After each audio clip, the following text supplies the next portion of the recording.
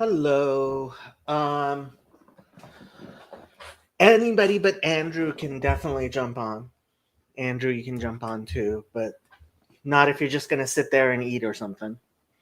Um, so I got into this discussion. It's linked in the description. Um, about Richard Hanania and I mean, there's a discussion on Twitter, and it was being Twitterish, and I made a Twitter comment, and a bunch of people commented back, and some of them were actually very intelligent comments, and some of them were, I think, very much misunderstanding me, and I, in a brief Twitter comment, I couldn't say things correctly, but I thought this was an important thing to kind of go over. Hey, Matthew. Um, um, because I thought, oops, I didn't look at my whatchamacallit. Sorry, student. Okay, there we'll be more professional. Okay, so what is the situation? So there was one of the typical doxing of one of these uh, what do you call them? Alt right, maybe new right influencers who um, have these large anonymous accounts. And it turns out that his father is the president of a large, well, not so large, but a Christian university in Canada. And the father was forced to make a public video condemning white supremacy because, I mean, to the degree that the account, the anonymous influencer account of his son is being related to white supremacy, won't even get into that. But the father, here I'll give you the details. So what happened was that Todd Martin, president of Trinity Western University, I'm reading from Richard Hanania's March 16th tweet, denounces the activities of his son, Jeffrey Martin, known online as Captive Dreamer, right? And so there's this video where this university president is kind of, it's almost a hostage video, I have to say. I don't like it. But Richard Hanania writes, I feel for the father, what an amazing demonstration of how fake and pathetic online racism is. These people believe in racial identity. They think they have something in common with strangers on account of their race, yet their world war view sickens their own parents. This is why they hide. They are outcasts in their own communities. No immigrant is more alienated from society than they are. Dr. Martin seems like a decent man. None of us are responsible for the actions of our family members. He has behaved the same way anyone with a conscience would in this situation, and I sympathize with him. His son doesn't seem reachable at this point, but hopefully he rethinks his life and his story can serve as a warning to others. And then, of course, the cruel Twitter mobs went on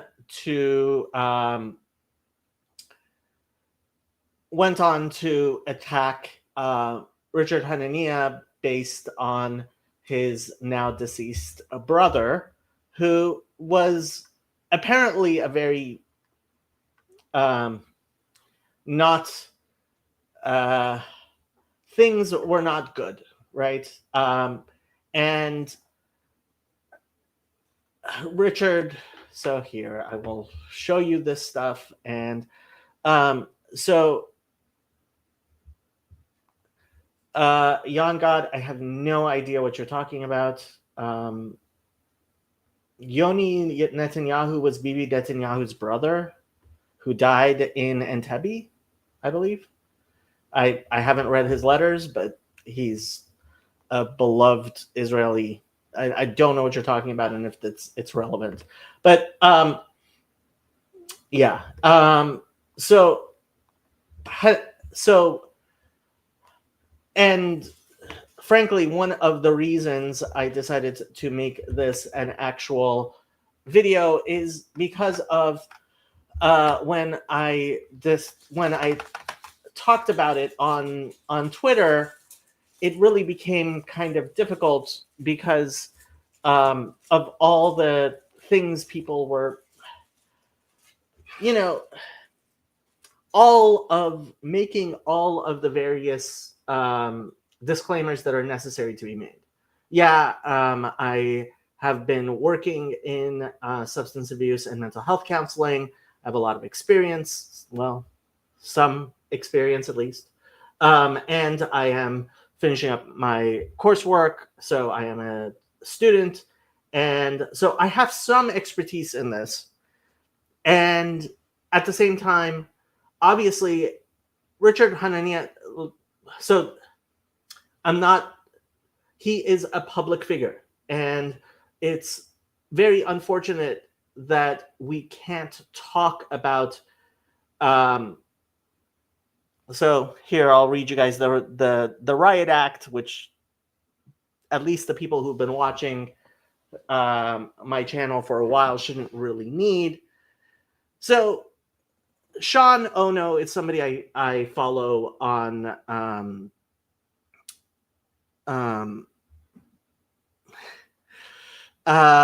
yeah.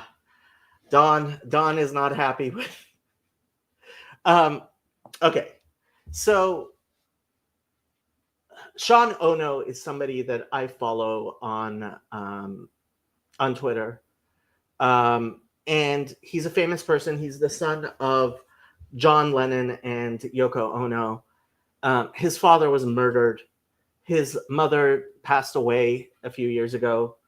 I was not a fan of either one of his parents for many reasons, ideological, political. I didn't know these people. He loves his mother. He should love his mother. I know people who are friends of his, right? So, like, I don't know him. I've never met him. I probably, if I bumped into him in the street, I wouldn't know him, right? And so I don't wish him to not like his mother. At the same time, we talk about the cases, we talk about people who are famous, we talk about stories, because there are lessons in them, right? And when we talk about actual people, it's important to understand the lessons. And really, I mean, the reason I am talking about the strange case of Richard Hanania is Yoko Ono is alive, though. What? Yoko Ono.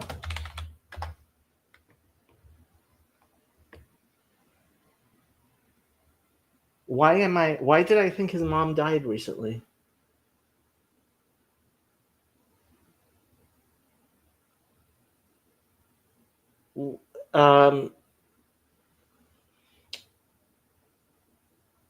Oh, you know what it was? I'm sorry.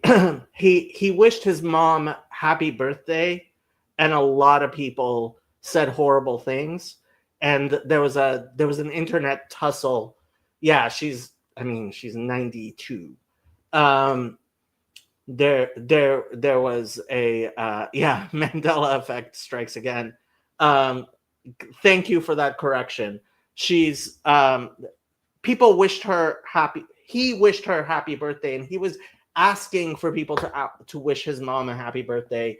And people who I consider friends, including Eric Weinstein, were wishing her happy birthday, and I was like, ugh, right? I don't wish the woman a happy birthday, but he loves his mother. It's good that he loves his mother. Like, he should love his mother, despite the fact that she's a horrible person, right? Okay, back to the point. Thank you for the correction.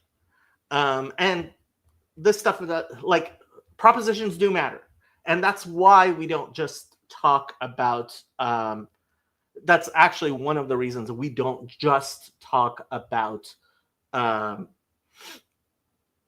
hypotheticals and fiction, right?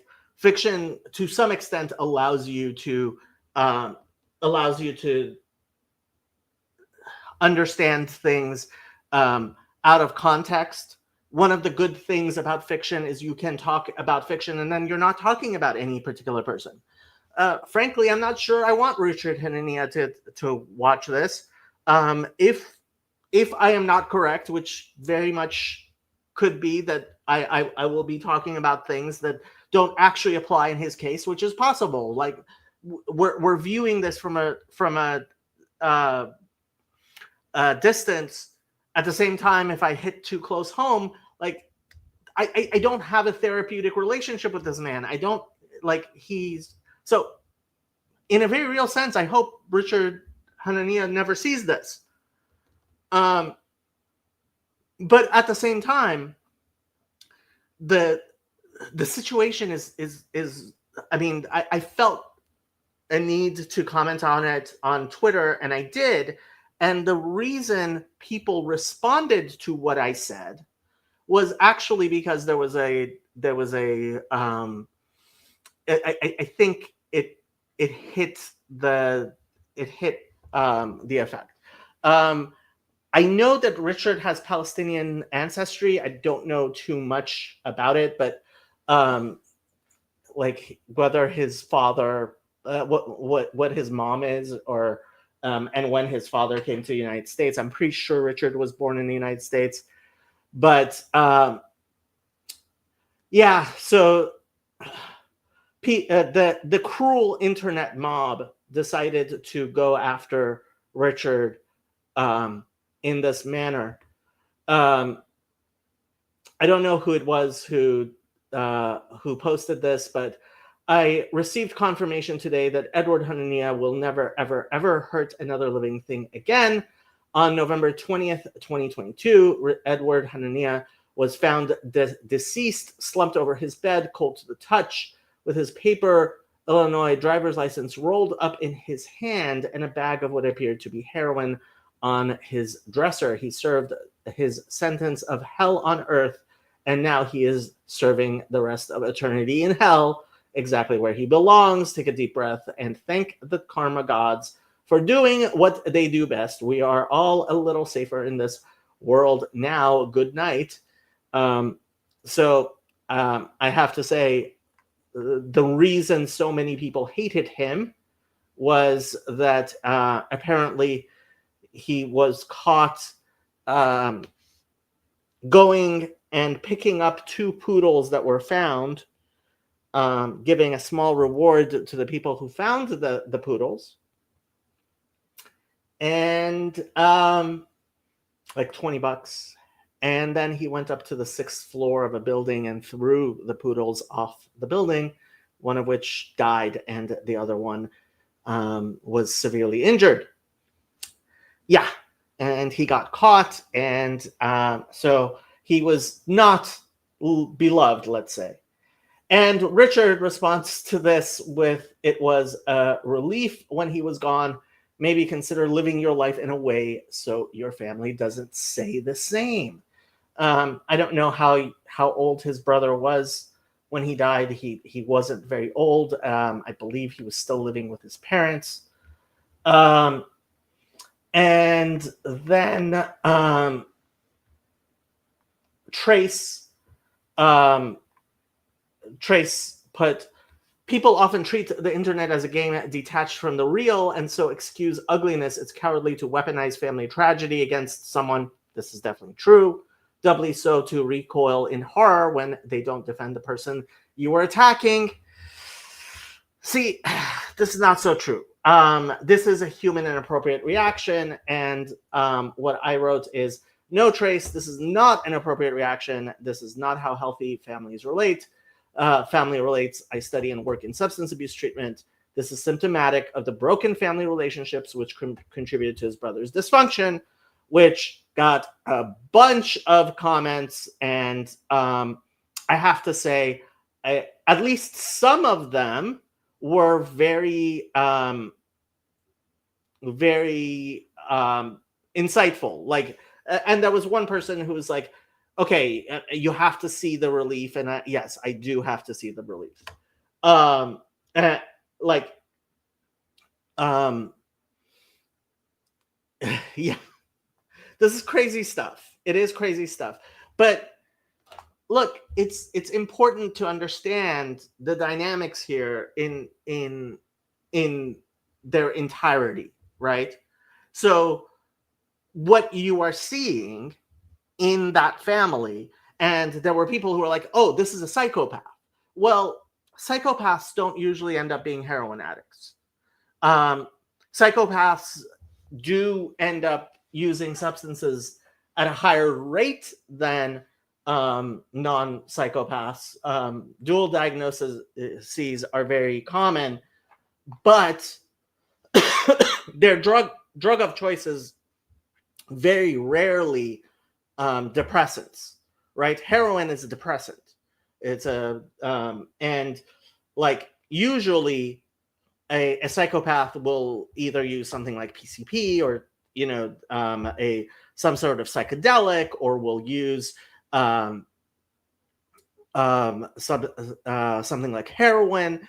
They may use alcohol, but oftentimes, and there's the question also becomes, I was looking at some of the studies, it's not clear that the psychopathic diagnosis is not a result of the substance abuse. Yeah, Adderall and cocaine, exactly. Obviously, come on. Yes, psychopaths are far, far more likely to use things like Adderall and cocaine, right? But there's also some evidence that that psychopaths don't become addicted in the same way that non-psychopaths do. So it's difficult to really parse out which part is what. And one of the things that you see, so in substance abuse, we talk about the identified patient, because one of the things people misunderstand very much is this idea of codependency. Most people have a concept of codependency which comes out of, they think they understand what codependent means because they know what the word the prefix co means and what dependent means, and so they think they understand codependence.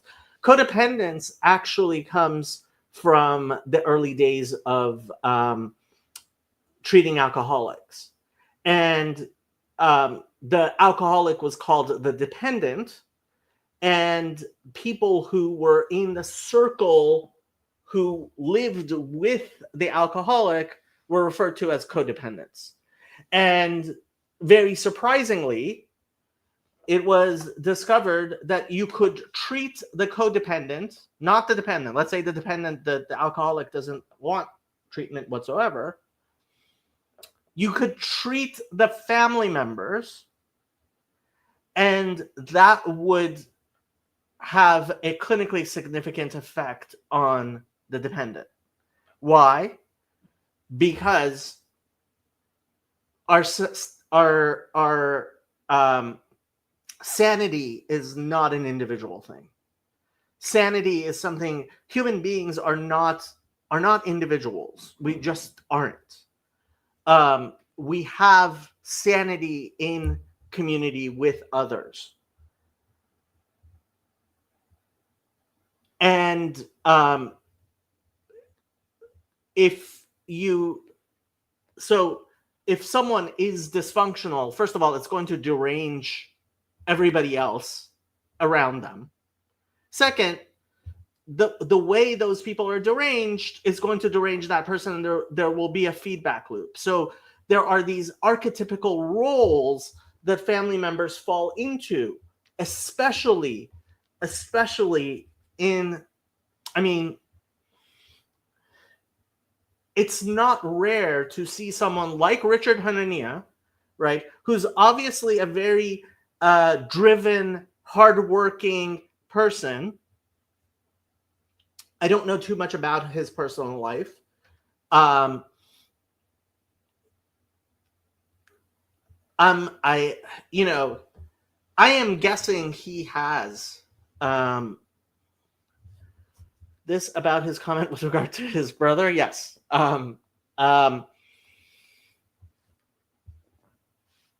Look, it's quite possible that he went through a mourning process.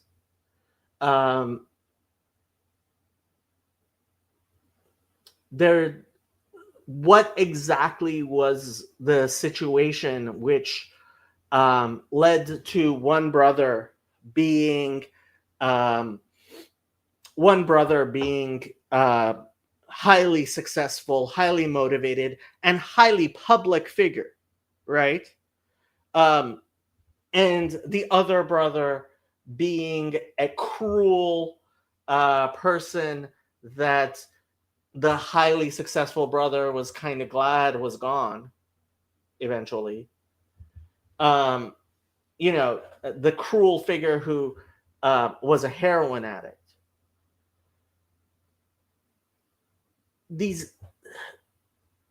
His relief is an obvious manifestation, too obvious, right? It's just too clear that there was a very, very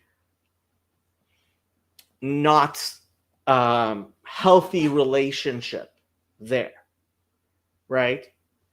And so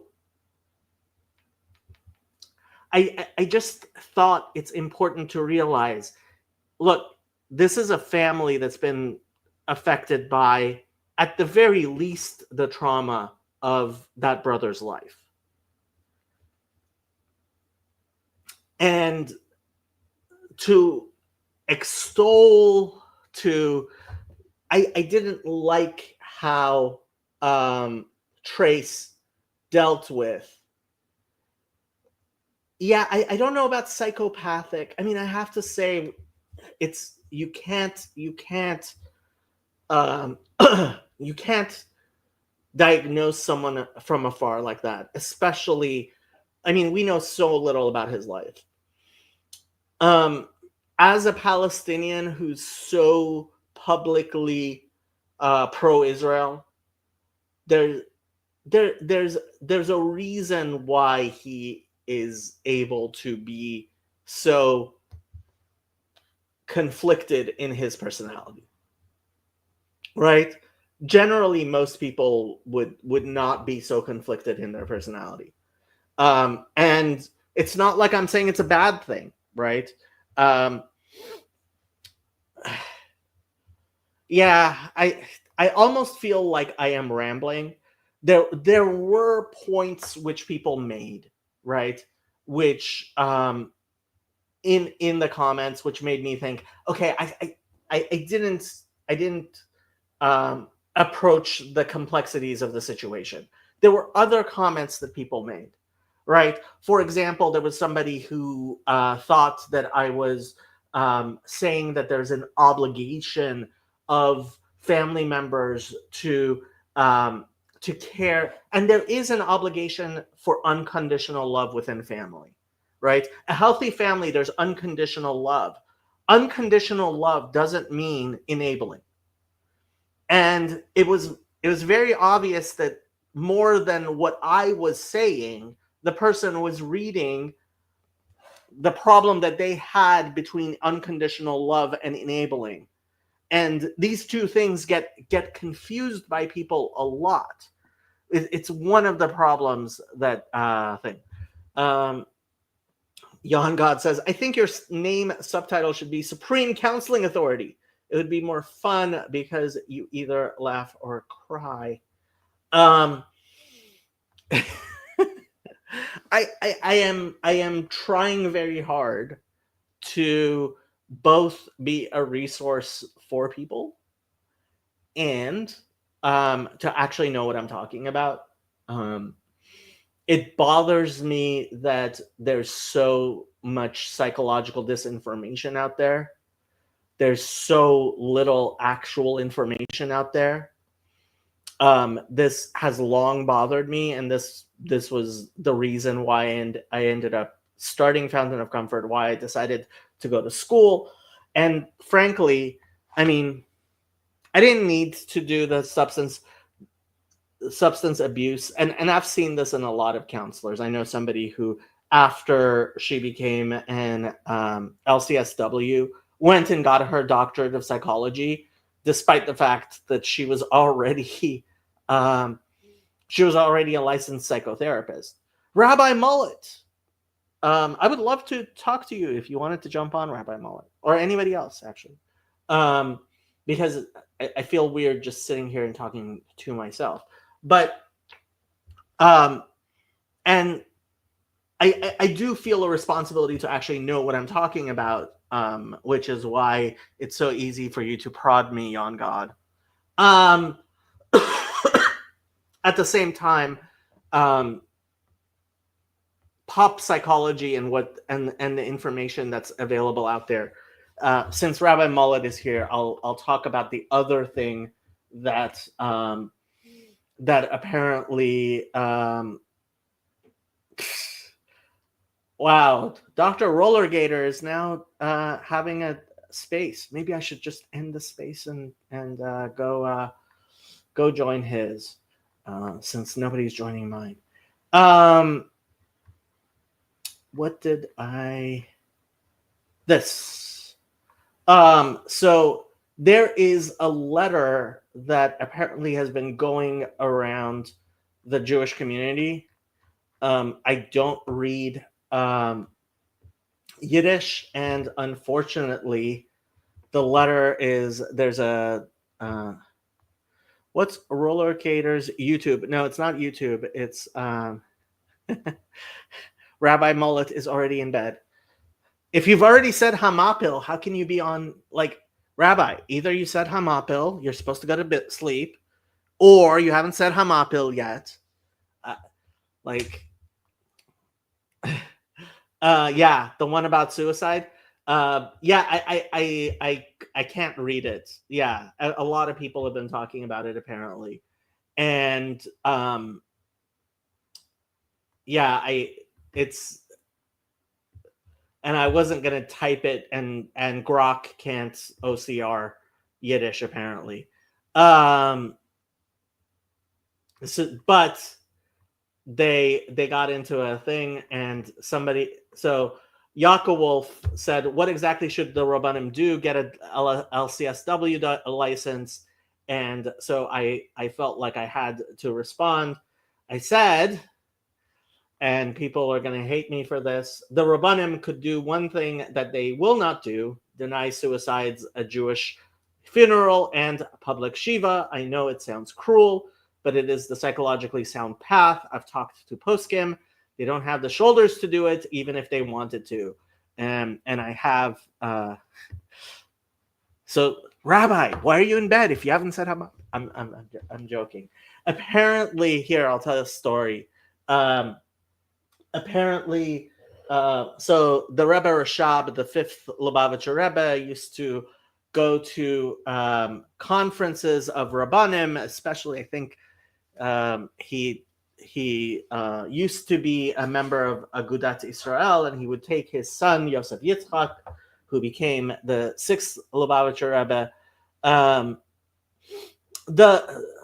It's a letter to... It's an anonymous letter to the Rabbanim in Yiddish that says that says there aren't that there's an epidemic of suicide in the Frum community, and they want the Rabbanim to do something.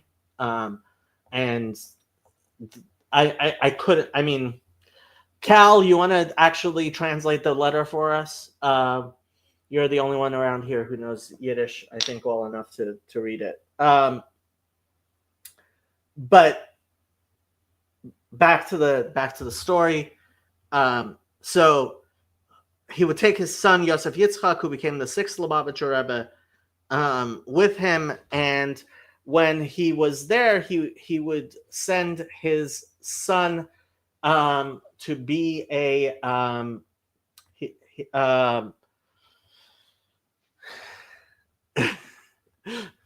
I don't know what Cal, you could put the what you call it on Discord. You could put the translation on Discord if you want.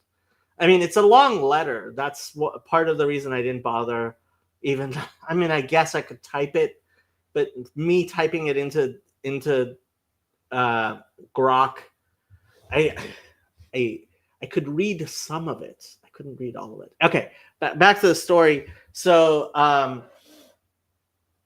apparently at one of these conferences, if I remember correctly, he sent his son Yosef Yitzchak to be Mishamish, the Brisker Rav, I think it was. It was some Lithuanian rabbi of great prominence. Maybe it was the Brisker Rav. It might have been somebody else. And so Rabbi Yosef Yitzchak went and was Mishamish this Rav the whole day until really it works. Glad to I didn't realize it works with the image. I'll unless you want to post the link, I'll go there. But to finish the story, apparently the whole day the Frierdiker Rebbe was acting as a shamish for this rabbi, and the except at the very end, apparently the Rav put on his pajamas to say Hamapil, and and the Frierdiker Rebbe, when he saw that this man was saying Hamapil in his pajamas, he got so upset. He called him a misnagid and ran back to his father's room. And his father, the Rebbe Rashab, apparently made him go back and apologize. But he was like, you to say Hamapil in your pajamas. So I think Makpid Chabad Hasidim, say Hamapil fully dressed and then put on their pajamas and go to bed. Okay. Back to the letter, which I guess we can take and put into Google Translate. Copy. Translate. Image. Yiddish. I guess copy won't do it. I'm going to have to save this image. Save image as letter.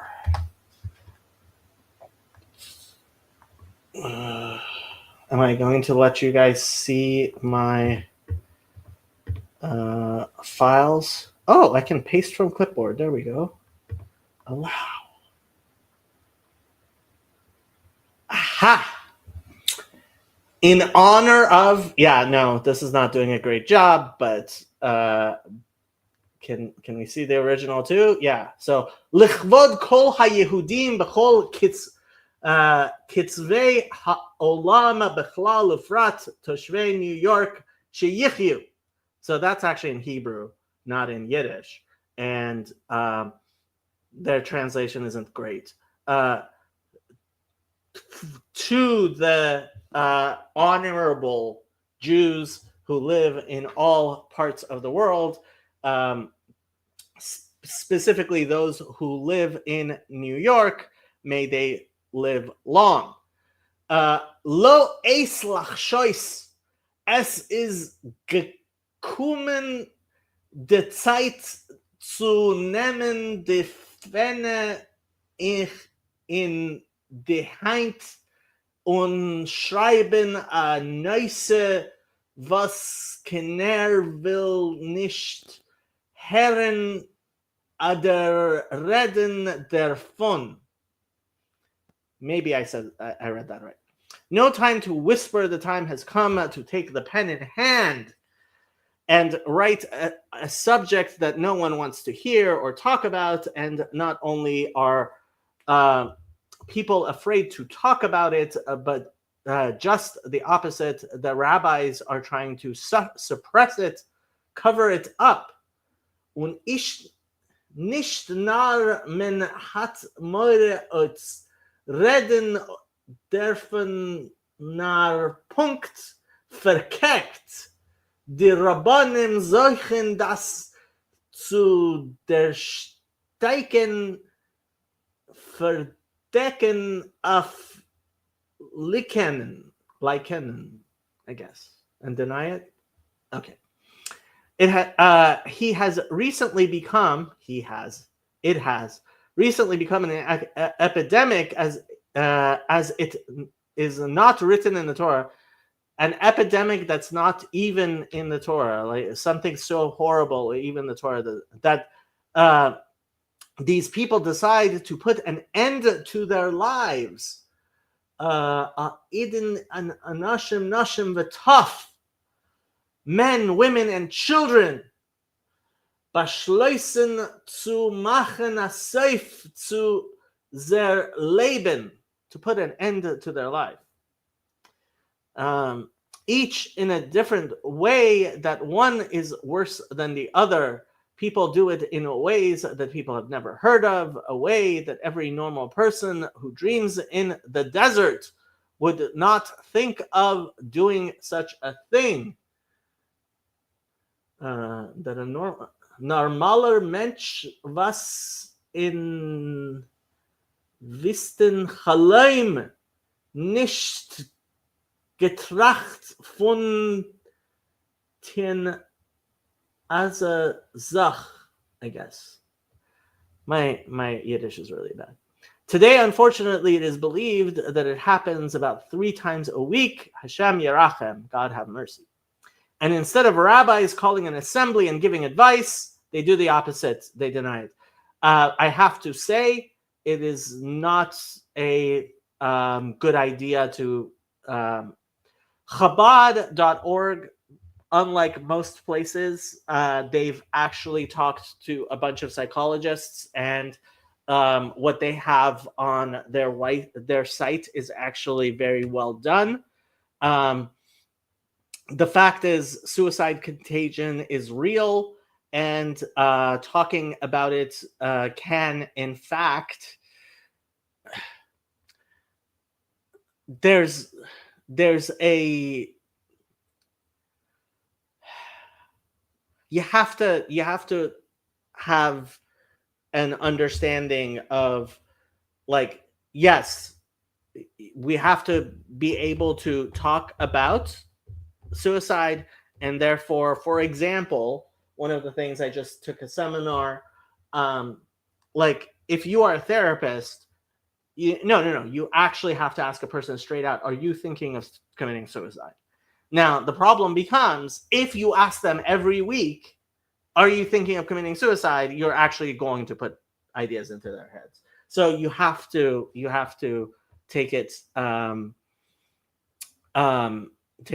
thing. They deny it, they erase it, people make up stories that the world should not know about. People say aneurysm, heart attack, that story, accident, etc., etc.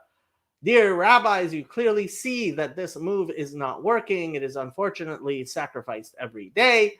I think it means there are people who die every day. Dear rabbis can really twist the world, but not us businessmen and workers and the great mitzvah of the grace of truth. Not sure what exactly What? Taire Rabbanim Irkent Take Verdrein dem Eulam, aber nicht und uns Askanim und Arbiters. So that's not.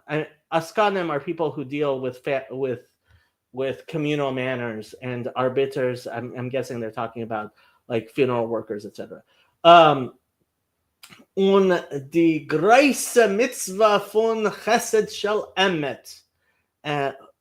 Yeah, the people who work in the great commandment of literally the true they translated it great grace of truth. Chesed shel Emet means the true kindness, which is how we refer to burying the dead. The tzaddikim fun chesed shel emet, the righteous who work in this true charity. The tzaddikim fun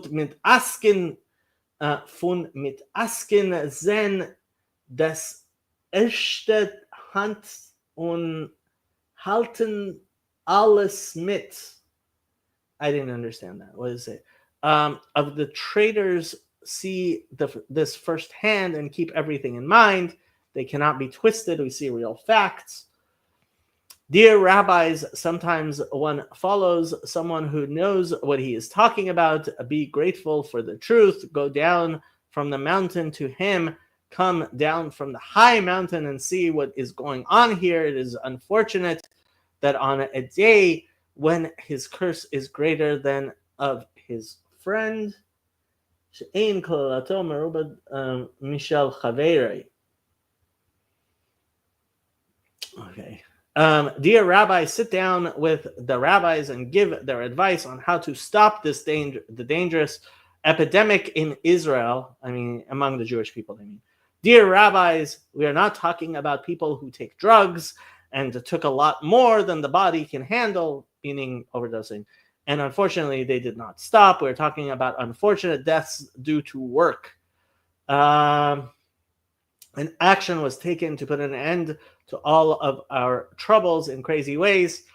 Dear rabbis, it is widely accepted that a large part of all of Israel suffers from depression and struggles with difficulties every day and every second. Dear rabbis, open help centers in every city, that no one should be ashamed to come and ask for help. Dear rabbis, all the synagogues are crying out that there is a disease that is killing Jewish children, and we have medication. Shout out in the streets that we have places where people can heal. Maybe that's how the numbers will go down. Everyone who saves one soul from Israel is like a whole world. That's a quote from the Mishnah. And I have no idea who Yitzchak Mordechai Brach from Dubshina is, but Colonimus, do you know who the person is who? I mean, is it Hakahal or Hakadosh?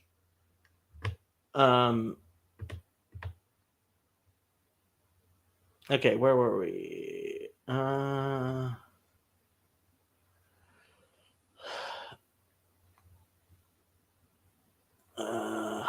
Okay.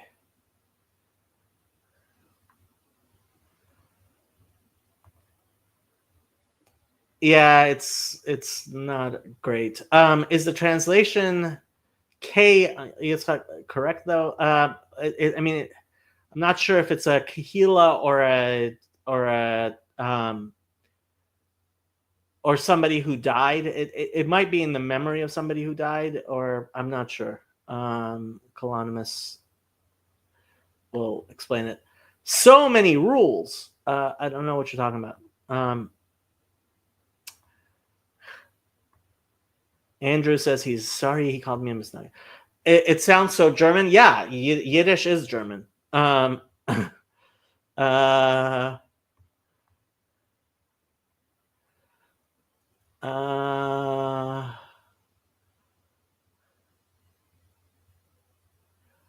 Not in your wildest dreams could people think of such a thing. I think the Japanese made some movies about suicide contagion. Workers, yeah, Arbits, yes. Yeah, I mean, Yiddish is German. I was using auto detect language. Using Yiddish does change the text a bit. Well, not all of the text is in Hebrew. Some of it is in Yiddish. Some of it is in. I mean, Hasidim are quite good with mental health, with therapy and mental health, better than most. Are oh, zoom in because you can't see. Yes, I can definitely zoom in. Although, will it let me zoom in? Can you see now? It says Hakuf with a garish, Yitzchak Mordechai Brach Medushdapshina. I don't know what it's talking about. Yeah. I mean, can you see that? Is it large enough? Can I make it bigger? Can't make here. Let's open image in a new tab. Here.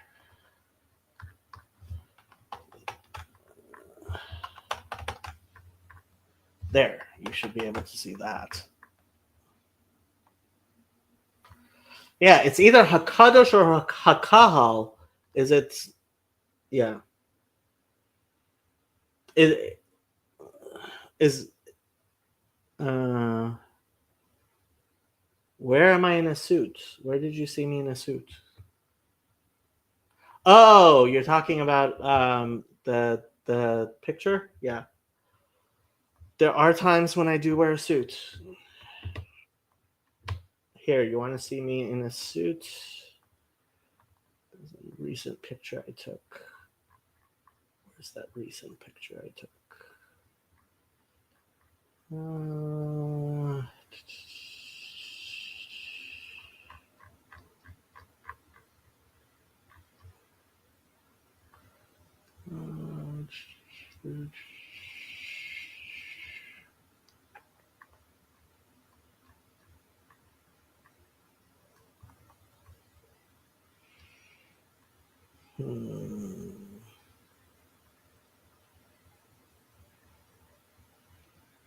It looks kind of good, but I can't find it. There it is. Haha. No, stop. Stupid.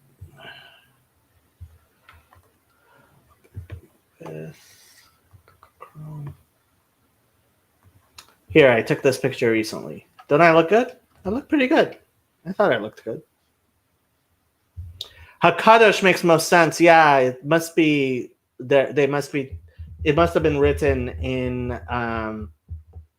memory of someone. But yeah.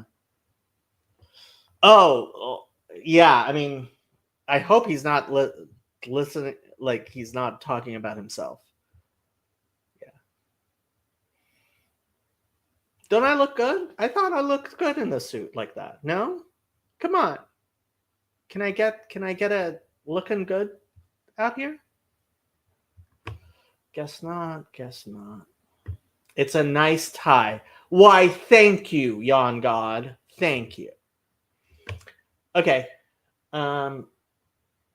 Thank you, Don. I'm just sitting here asking for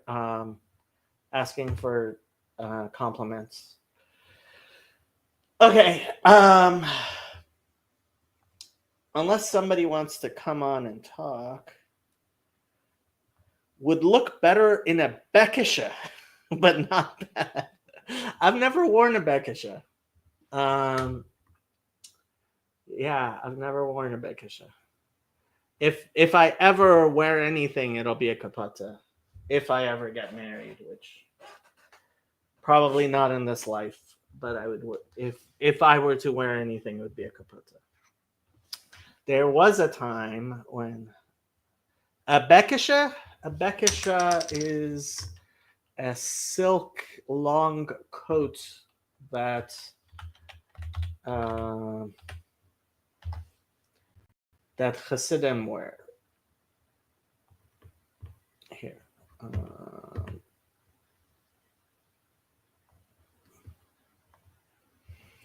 These are Beckishes. You can get one on eBay. Gold Beckish. Who's joined? It's Andrew. I thought it was somebody important. These days, it's made from polyester. Ugh. A compliment a day keeps the suicide away.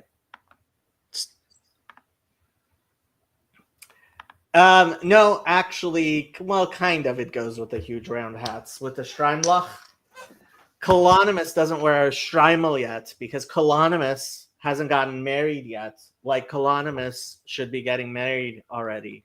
Colonimus, how old are you? For a Satmar Chassid to not be married, you must be at least 19 years old. Satmar get married at 18. Like they're supposed to. The Mishnah says. I'm not going to speak. I don't know why you're talking about me. I'm not going to speak on this. I know coaches don't play, but I should. But the price tag on those things is making me nervous. The Streimel, most get married between 18 and 20. How old are you, Colonimus?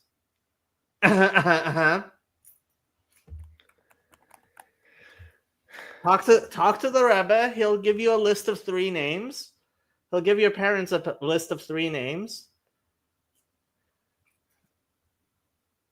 Colonimus, I think, is 26.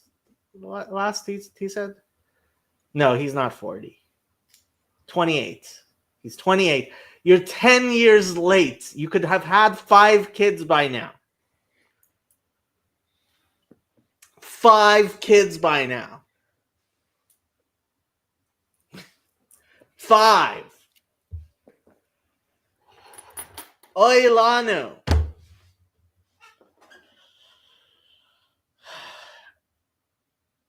Yeah, what are you up to? Nothing much, man. Some of his kids have 5. Some of his friends have 5 kids. See? Dude, you gotta, like, if your friends are doing it, you gotta do it. Exactly. That's how friendships work. So, many years ago, some 20 years ago in Los Angeles, there was a young couple. I think, like, he was 19 and she was 18, and they got married. A year after they were married, they had twins. A lot of Hasidim use the only birth control they use is breastfeeding, because breastfeeding for most women stops them from ovulating. But after a year, she had triplets. So they had been married for 2 years and had 5 kids. That's nuts. The community came together and helped them out. They'd better. Yeah. But imagine being 20 years old, 2 years married, and having 5 kids. Oof. Oof. It's a thing. It's a thing. It is a thing. If you get married to a nice fertile woman, you could have 5 kids in the next 2 years. God help me. God help you. Amen.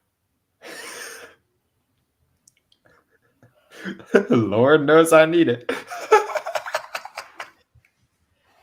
Colonimus says, "Yeah, I've got a friend who had 2 sets of twins, like a year apart."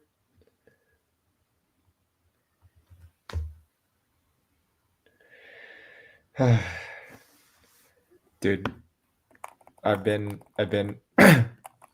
I've pretty much given up on the idea of, like, getting a whatever entry-level electrician job before these apprenticeship applications. So now I'm just, like, doing all the side quests, right? And I finished the coursework for this certification, but apparently you need 30 hours studying the material. 30 hours Doesn't matter if you passed all the stuff. Doesn't matter if you read it all. You need 30 hours looking at the webpage. So I've been babysitting my computer for the past couple days. Yeah, that's what happened with my insurance stuff. I needed 52 hours. So after getting my bachelor's degree, after almost getting my JD, law degree, I took a course that you have to have a high school diploma and 52 hours. And I was sitting there with the 52 hours, and I've made more money as an insurance broker than anything else in my entire life. Yep. Let's go, Chad. life be like that. It really do. Yeah. Which is one of the reasons I'm so like, look, if you want to go to college, there's a point to going to college for certain things, but most people I know, it's not the college degree that got them the job or made their work. Yeah. Yeah. Okay, so did you listen to the entire thing? My entire hour rant, just sitting here talking to myself? Yeah, somewhat. I don't know. What's your opinion on the whole whatever Rabbanim, you have to do stuff about the suicide epidemic.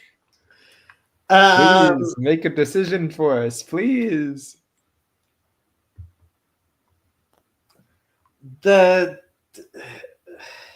Honestly, from everything I have seen,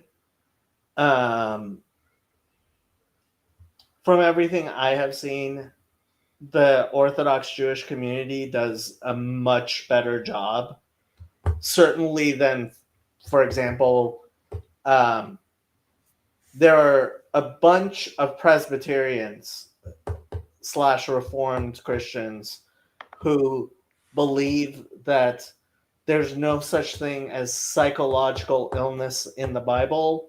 Therefore, it's only demonic possession. And so there's no psychological illness. There's no going to psychologists or psychiatrists. The only proper thing to do is to exercise a person. And it's like, yeah, that's not the Jewish way of looking at things at all. Like, that's not even a comprehensible idea within Jewish religiosity.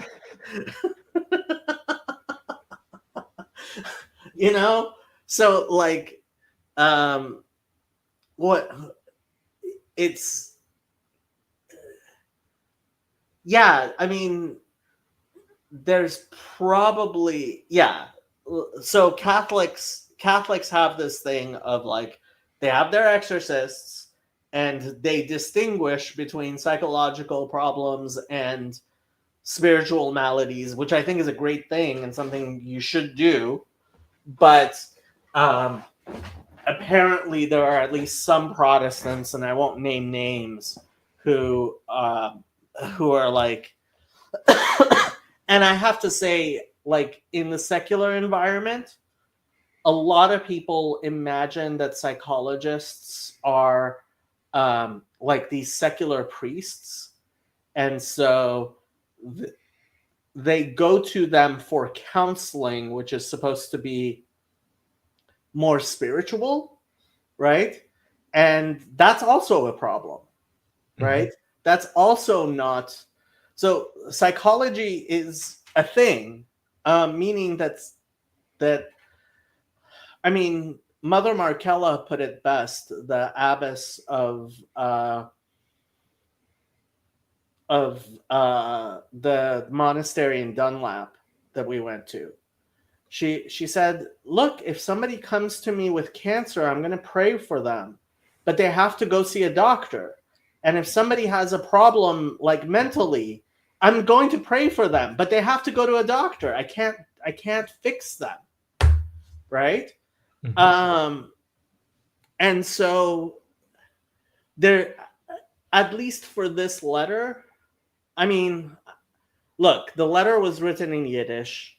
There's certainly at least segments of the Hasidic population who think that the English speaking Orthodox world has become too secularized, and I'm sure in at least some segments of the Hasidic world and the Yiddish speaking world, there are people who like don't really believe in psychiatrists and psychologists, etc.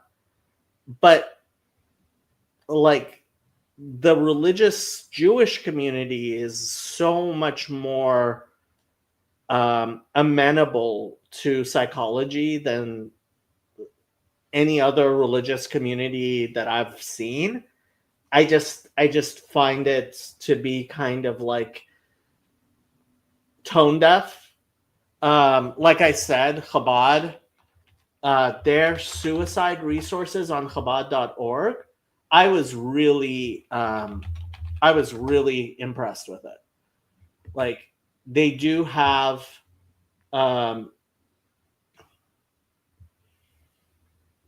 here they have suicide resources on there, and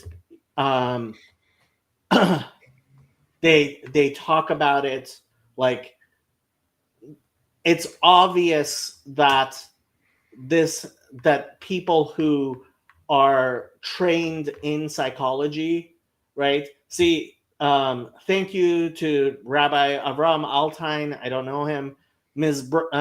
Branya Schaffer, I know she is a licensed therapist. Rabbi Dr. Yosef Shagalah, I'm guessing he's a psychiatrist, and Rabbi Yehuda Sherpin, I don't know them, for their assistance with this article. Like, yeah, Dr. Minkowitz, MD, he's a medical doctor, right? So like on Chabad.org, this is an article written by a medical doctor with a bunch of people who obviously know what they're talking about, right? So that's a lot better than most religious communities have it. And is it, I mean, am I going to say we can't really improve on it? I don't know how much the improvement can be anything that's simple, or all of the simple stuff have already been done. Like, is it possible you could have trainings for rabbis and teachers? I think it's possible, but it's not like it's a simple thing to do, and it's not like it's costless, and it's not like, and I would be surprised if the suicide rate in the Hasidic community, despite what people think, like the suicide rate in the general population among secular people is so much higher than among religious. Here, let's see, suicide rate by religious affiliation. So let's see, religion and suicide rate, a systematic review.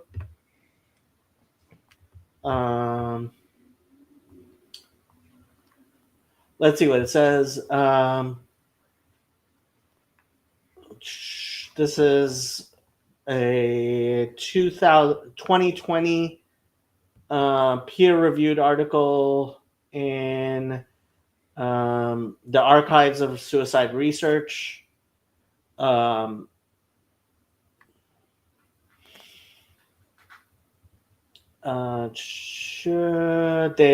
final review included 89 articles. 316 articles were excluded for reasons described in Table 1.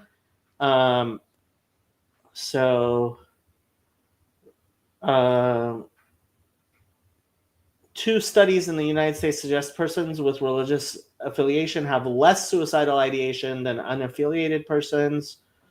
Does it actually?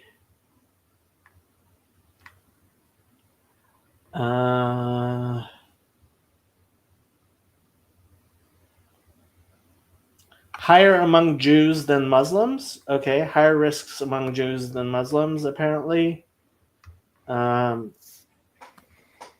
Christians had higher risk than Muslims. Roman Catholics had lower suicide rate than Protestants. That's interesting. It's a Swiss from death records.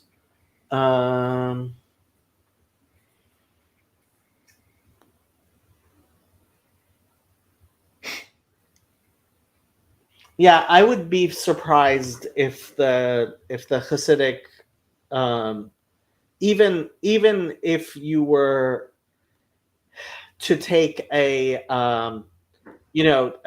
an excess deaths type of view, right? Not take what the do whether the suicide, whether it's ruled a suicide on the death certificate, but I mean, they're saying we did not find clear evidence that religious affiliation protects against suicide ideation. I don't know if that makes sense. Perhaps the strongest evidence for religious service attendance protecting against suicidal ideation comes from a sample of 248 depressed older adults receiving psychiatric services in the United States. More frequent attendance at religious activities was associated with decreased current suicidal ideation scores, and this relationship remained significant when social support was added to the model. Let me see if there's any.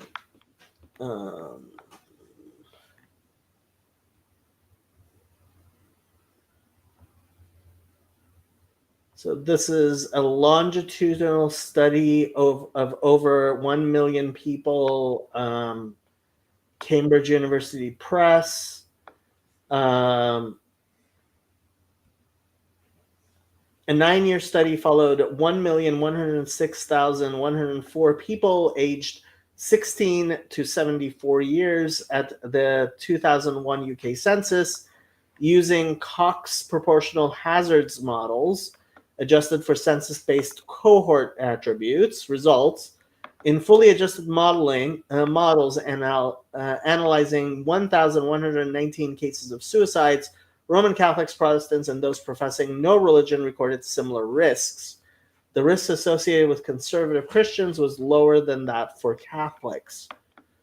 The relationship between religious affiliation and suicide established by Durkheim may not pertain in societies where suicide rates are highest at younger ages. Yeah, I don't know. I would be very, very surprised if the suicide rates in Orthodox Jewish communities are higher than in non suicide rates in Haredi population.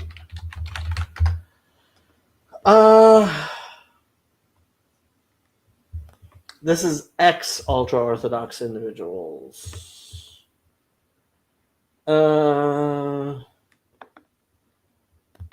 Jewish Family Services Boston says suicide exists in the Jewish community and at the same rate as the general American population.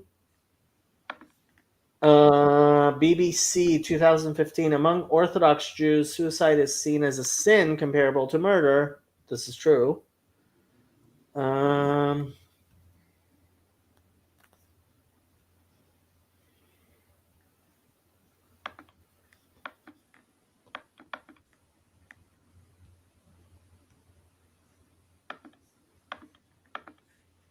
The forward is linking it with being gay. Epidemiology of suicide in Israel.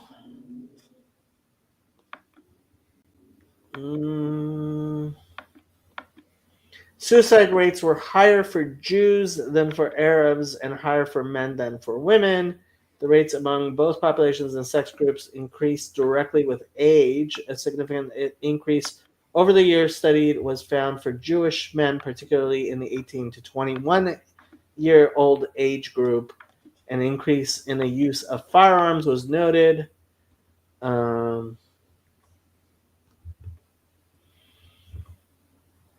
Yeah, don't know what to tell you. What are people saying?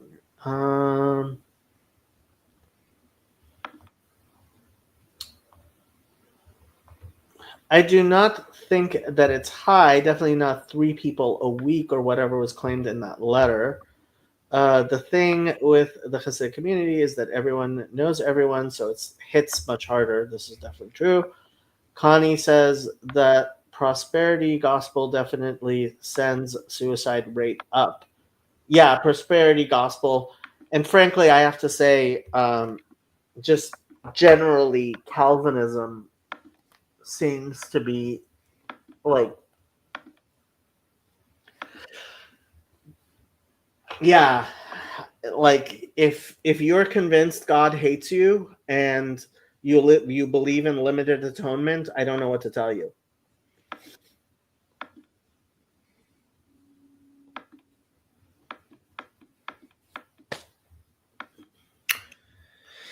Yeah, the letter was a little weird too, you know?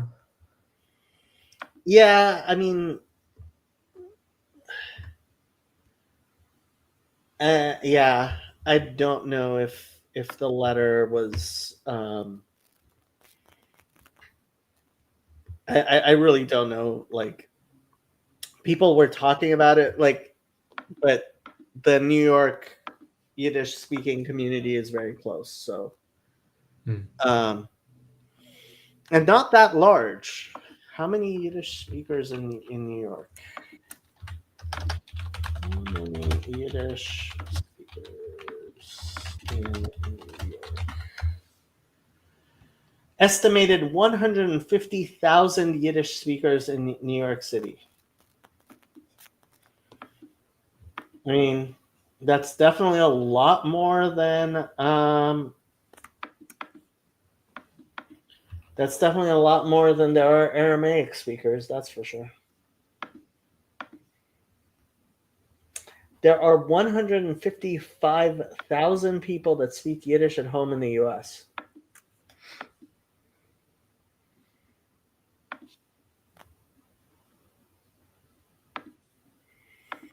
The forward is claiming there's nearly 200,000 Yiddish speakers live in New York State.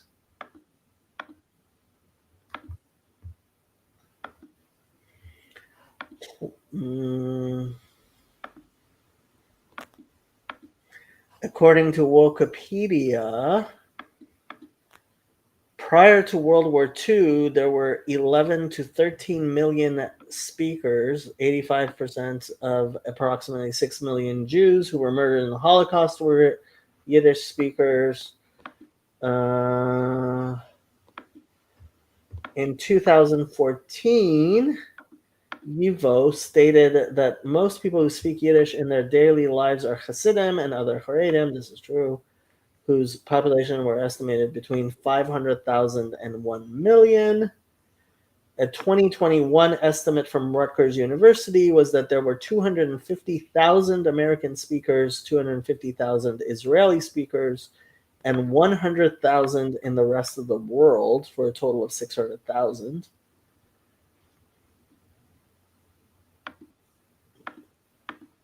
Yeah.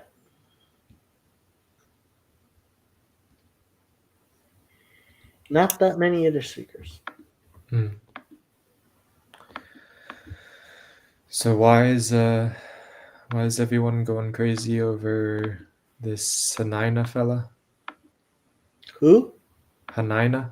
Hanania? Hanania. I mean, they're not going crazy, but like to say of your dead brother that you were relieved he's dead, like, yeah, it's not a normal thing to say. Mm-hmm. Despite the fact that his brother, I mean, throwing a poodle off a two poodles off a 6-story building, like, Yeah. yeah, not a nice guy, obviously. But yeah, animal cruelty, like, there are people who are cruel to animals. Mhm. That happens. Mm.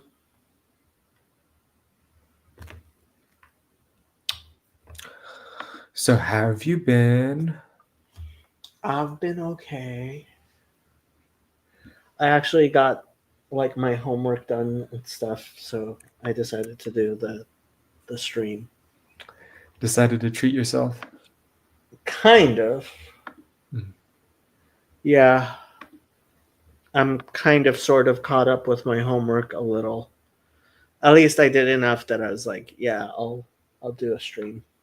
Mhm. No, but I wanted to do the stream because like I realized that the Twitter conversation, like, it got to a point where I was like, should I try to clarify on Twitter, which will probably make shit worse, or should I write something really long? Um, Dawn says, meanwhile, the corgi is resting comfortably on the furniture. Is Dawn, are you talking about the Discord, the discussion we had?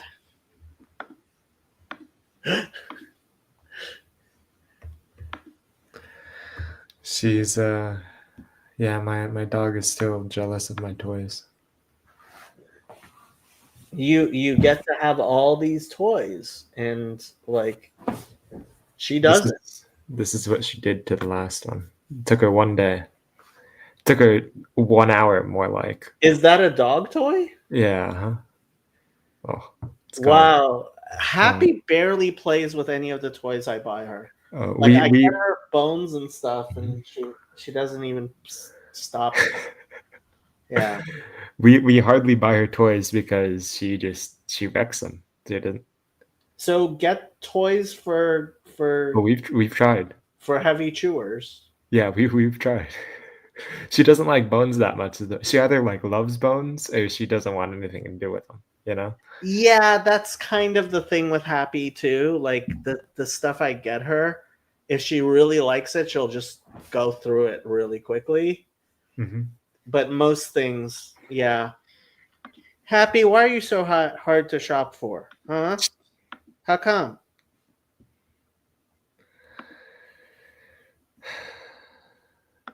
Yeah. Dawn says you got to look at Outward Hound. They have some great stuff. I've never heard of Outward Hound.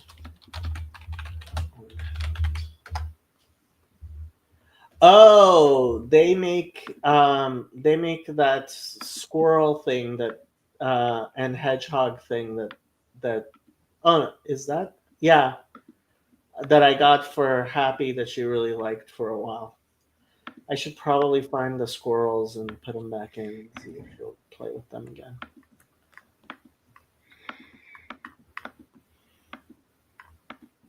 Yeah, that was one of the toys Happy really liked, was taking the squirrels out of their nest. Mm.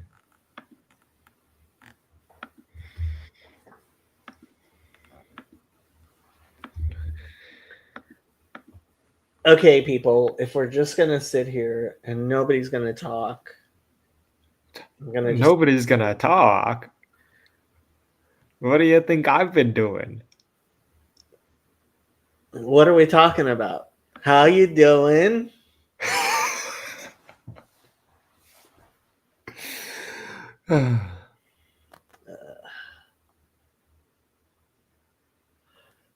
Oh yeah. Yeah. What? You know, went to talk to the grandparents and whatnot, Hmm.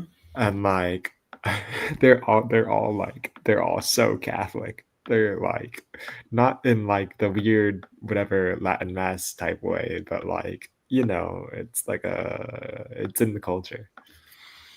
What do you mean? Um, um,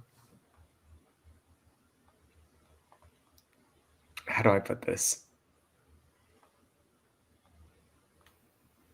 They're talking about how like they're talking about evangelicalism as if it's like new, as if it's like like some sort of innovation that all these churches can come together and talk to each other about, like, I don't know, the gospel or something.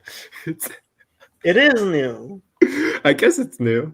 It's what, Not like even 500 years old. What are you not talking even about? 500.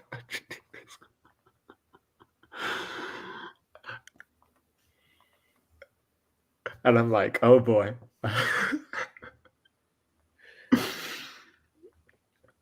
Yeah.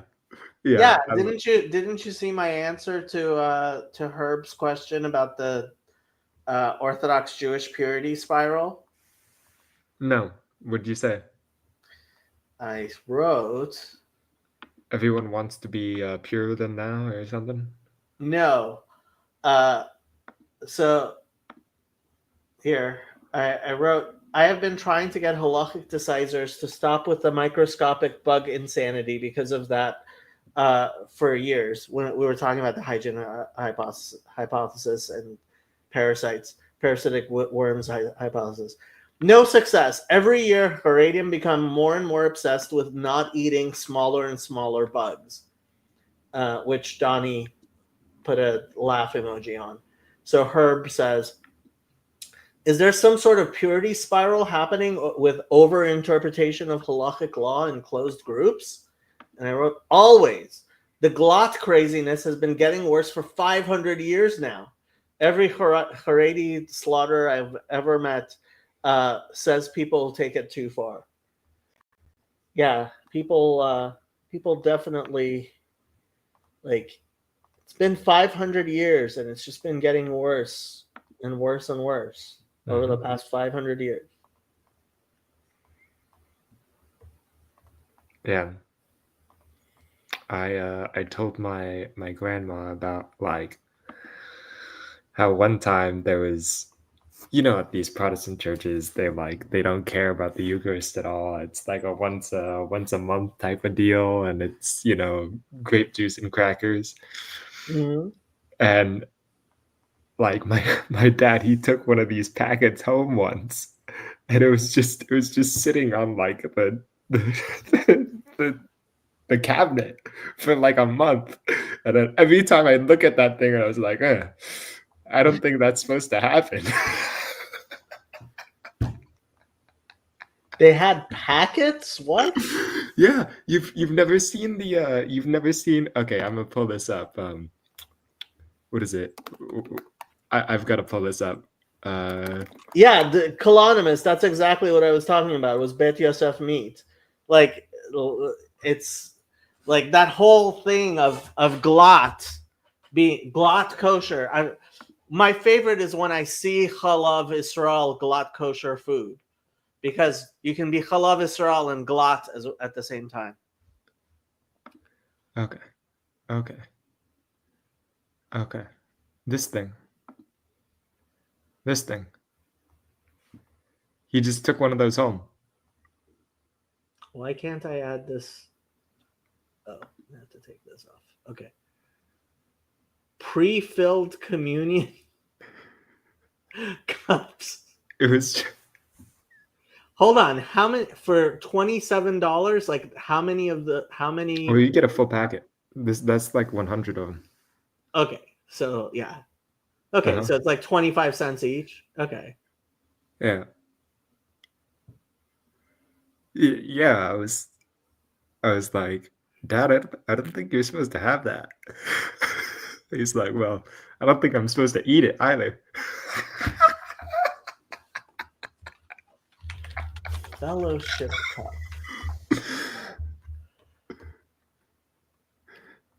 Broadman Church Supplies. 100 count for $27. 100% freshness and quality guaranteed. All natural, no spill design, recyclable. 100 cups with wafers. It's perfect. It's perfect. Can you imagine for Kiddush? Like, I doubt they're kosher.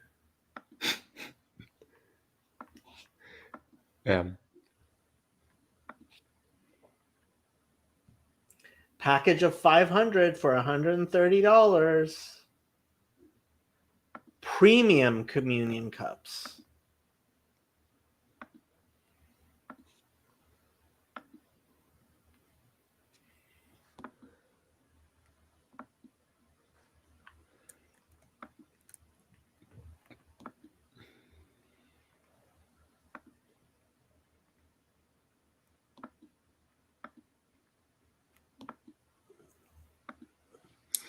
Yeah, I don't know, man. It's like, I don't know. I don't know. I don't know how it's like in Indiana, there's just nothing to do. Like anywhere, you know. I think they just do donuts in parking lots, and that's their idea of fun. Um so everyone, is intensely religious, intensely. You can't get away from it. And I have no idea how to describe any of my religious life. Chazi is going to jump on in like 10 minutes. Okay. Well, that's good.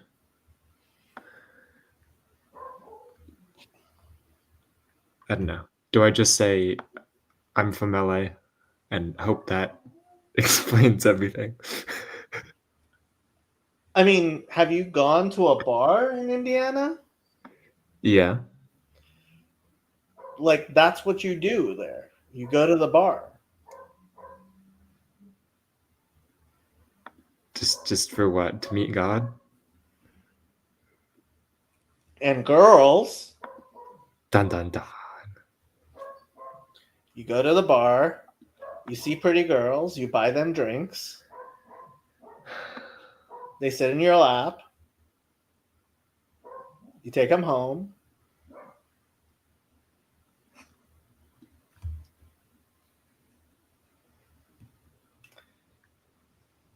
That's all you do in Indiana. That's the point of Indiana. That's maybe the point of Indiana. That's a considerable point of Indiana. It is the point of Indiana. Uh-huh. I don't know, man. I'm gonna miss the Ethiopians though. Like, I'm really gonna miss them. Are there any Coptic churches anywhere near you? Nope, nothing. There's a couple of Greek ones. Are you allowed? Well, they wouldn't give you communion anyway, would they? I could talk to my bishop, and he'd probably talk to their bishop and make something work. Really?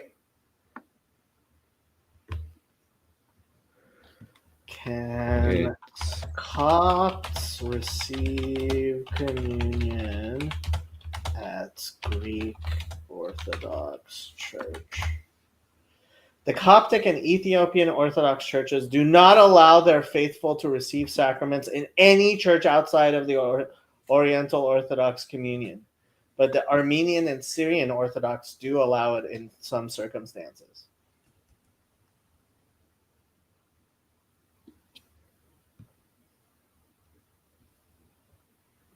I could talk to the bishop over there and make it work.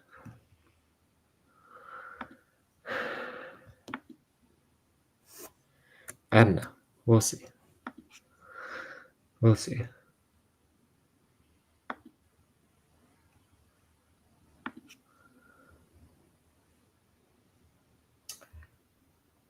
Coptic Orthodox Diocese of the Southern United States. I had a debate today with an Egyptian couple from Egypt stating that we can take communion with Catholics in Egypt and with Greek Orthodox as well because they are all Orthodox. They insisted that they heard a sermon attesting to that on one of the Coptic channels.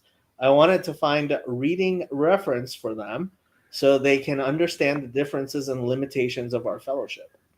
The conclusion drawn on these premises is incorrect. The Coptic Orthodox Church is not yet in communion with the Catholic churches. We are neither united in theology nor in dogma, and many differences still exist. Some of the Roman Catholic liturgical texts may state the allowance of the Coptic Orthodox people to partake of their Holy Communion. Respectfully, we do not reciprocate this agreement and neither allow anyone outside of the full rites and dogmatic principles of the Nicene Creed and the Coptic Orthodox sacramental life of holy baptism by immersion and holy confirmation by the anointing of the holy chrism myron oil to partake in the Holy Communion of the Coptic Orthodox Church. Regarding the non-Oriental Orthodox churches, what we have resolved thus far are affirmations that the Coptic Orthodox Church and other Oriental Orthodox churches are Miaphysites and not Monophysites, as has been the accusation made by the Eastern and Byzantine Orthodox churches for many centuries. Our conflicts today are minor, and we are underway toward resolutions. Yet, the Oriental Orthodox churches insist on ascribing the well-deserved veneration of the sainthood of Pope Dioscorus,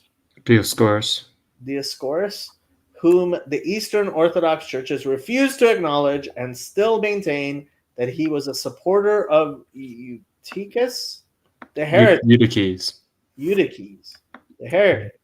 Likewise, the Coptic Orthodox Church refuses to acknowledge Pope Leo of Rome, for whom the tome of Leo is attributed. This charismatic figure is considered to have been a source of division for the early church, motivated by political gain and whose doctrine may have had traces of Nestorian ideology. We do accept the baptism of members of the Eastern Orthodox churches, and all that is required for their inclusion in the rites of the Coptic Orthodox Church is the anointing of the holy chrism myron oil. Why myron oil? What's myron oil? They say they have the oil that goes back to the apostles, and we've just been and everybody else has the wrong oil.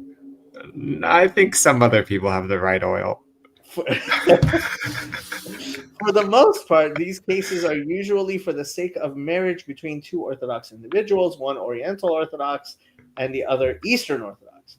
There's no reason why somebody needs to partake of Holy Communion in any other church other than her own, unless he lives in a region where their primary church does not exist in that locale. This is becoming less and less the case every day as the Coptic Orthodox Church is growing and spreading her wings throughout the world. However, the baptism of the Catholics is not affirmed due to the many dogmatic differences. Thus, Catholics are required full conversion, including baptism, if they wish to partake of the holy mysteries of the Coptic Orthodox Church. The following is a list of resources. His Holiness Pope Shenouda III, The Nature of Christ, and a bunch of other things. Mm-hmm. So there you go. There you go. I wonder if Richard Hanania ever sees this video, he's going to wonder why we're talking about the Coptic Orthodox Church when we're supposed to be talking about him. I doubt very much he's ever going to see this video. Yeah, me too. I want to get to a point where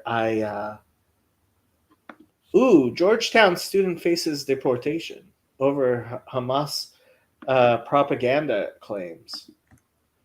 Badar Khan Suri, an Indian student at Georgetown University, has been arrested by U.S. immigration authorities on allegations of spreading Hamas propaganda and promoting anti-Semitism. Indian, Suri, and he supports Hamas? What's up with that? Well, he's probably a Pakistani. I mean, he appears to be Muslim. Okay. Suri, who was on a student visa, is now detained in a facility in Louisiana and faces potential deportation. His lawyers argue that the arrest might be motivated by the political views of Suri's wife, a U.S. citizen with Palestinian heritage.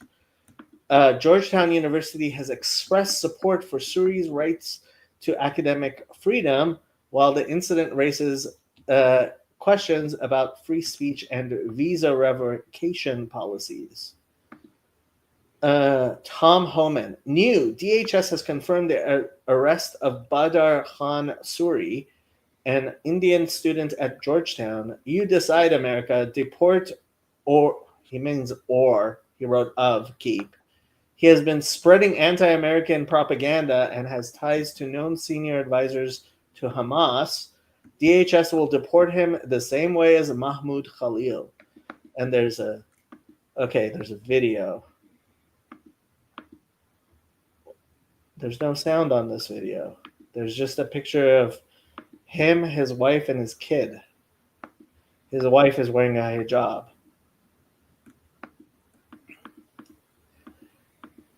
Dun, dun, dun. Postdoctoral researcher. Postdoctoral researcher in what? Here. Where were we?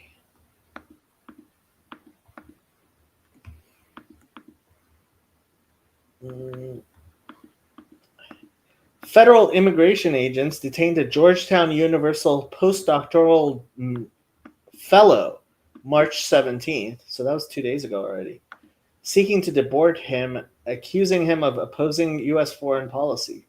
The researcher, Badar Khan Suri of the Georgetown School of Foreign Services Prince Al-Walid bin Talal Center for Muslim-Christian Understanding, is an Indian citizen in the U.S. legally on a student visa. So the lady was in the Muslim Christian stuff? No, she is. No, he is. Oh. Yeah, she's a U.S. citizen and Georgetown graduate student.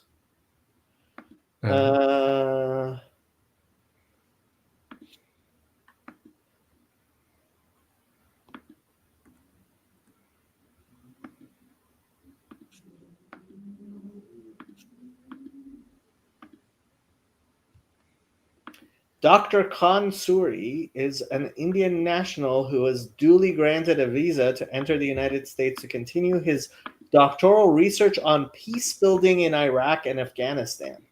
We are not aware of him engaging in any illegal activity, and we have not received a reason for his detention. We support our community members' rights to free and open inquiry, deliberation, and debate, even if the underlying ideas may be difficult, controversial, or objectionable. We expect the legal system to adjudicate the case fairly.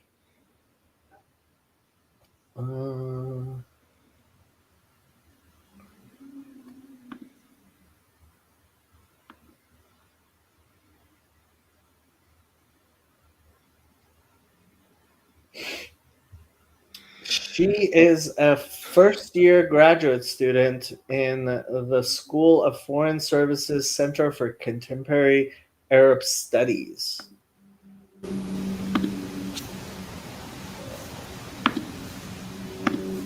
Her father served as a former Hamas official who remains close to its leaders, according to the New York Times.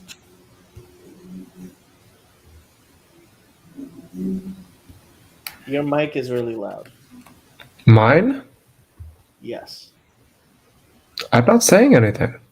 Exactly. When you don't say anything for a long time, what happens is StreamYard boosts your sound to pick up more sound. So these people. Yeah, mute yourself when you're not speaking. Nuts. When you're not speaking. Absolutely nuts. Nuts. Where were we? I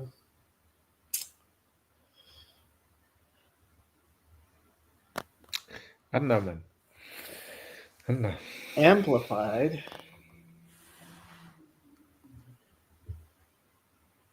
Embassy of Israel to the USA. Camera on campus reveals that Mafez Saleh, a graduate student at Georgetown, is the daughter of a Hamas senior advisor.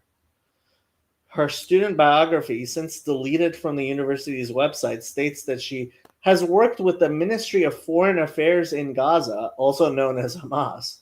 On social media, Mafeze has expressed support for October 7th as an act of resistance and glorified terrorists responsible for the deaths of thousands as martyrs.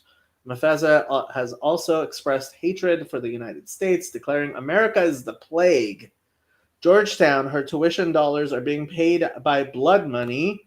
Her presence on campus is an active threat to Israeli and Jewish students.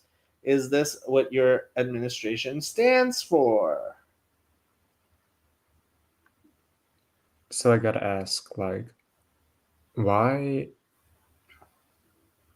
is, and maybe this is a bad question, but I don't know much about like Islam in general. Why is it so like fundamentalist? You know, like I don't ever really see Muslims getting into questions about like sources and like books outside of the Quran and all that stuff. You know what I mean? Well, okay. First and foremost, you have to understand that what you see of Islam is very skewed because Muslim internet, which reminds me, actually, Menj wants me to come on his whatchamacallit, come on his the Muslim apologist wants me to come on his channel. I'll probably go on soon. What was I saying? It's skewed. It's very skewed. It's incredibly skewed. Um, that's the first thing. Second thing is most of the Islam you are going to be exposed to is Sunni Islam, and Sunni Islam is kind of fundamentalist, much more so than like Shia and other variants of Islam. Another thing is in Islam, there is like in Muslim communities, there is a lot of suspicion of people who are too religiously dogmatic. Like most Muslims will say, in terms of pride, I don't have an aqidah.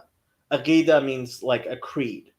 They're like, I'm not part of any of the schools, and that's kind of like saying you're non-denominational They're in the spineless.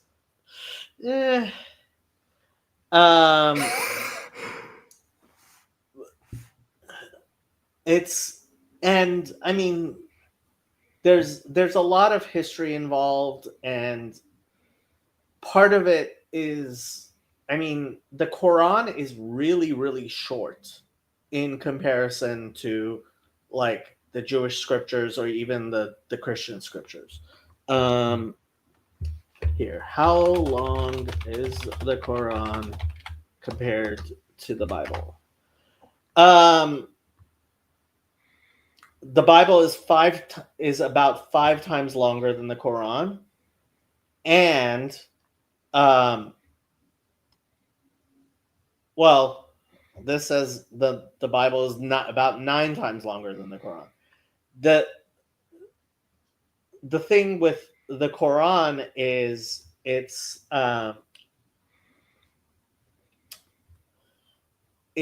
also incomprehensible by itself. Like, it talks about Moses a lot. Yeah. It talks about Jesus and his mother, right? But it doesn't like the Bible have a complete history in it, right? And so yeah, it's funny. There's there's a couple of religions like that. Like Mandaism too talks about Enoch and Abraham and all that But they jazz. don't have any scriptures They that don't. actually explain who Abraham was. Yeah. Exactly. Yeah. Yeah. Yeah. You know what's funny is they have the word line for line the flood narrative just in one of their books, and then after that, there's nothing on Noah. Yeah. It's look, it's the problem of being Mormons. And basically every religion other than Judaism has the problem that they're basically all just Mormons.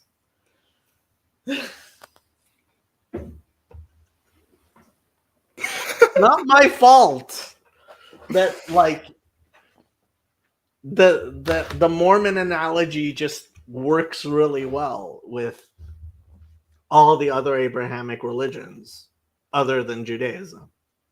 Because we actually like we're the people with the actual book that everybody else made fan fiction of.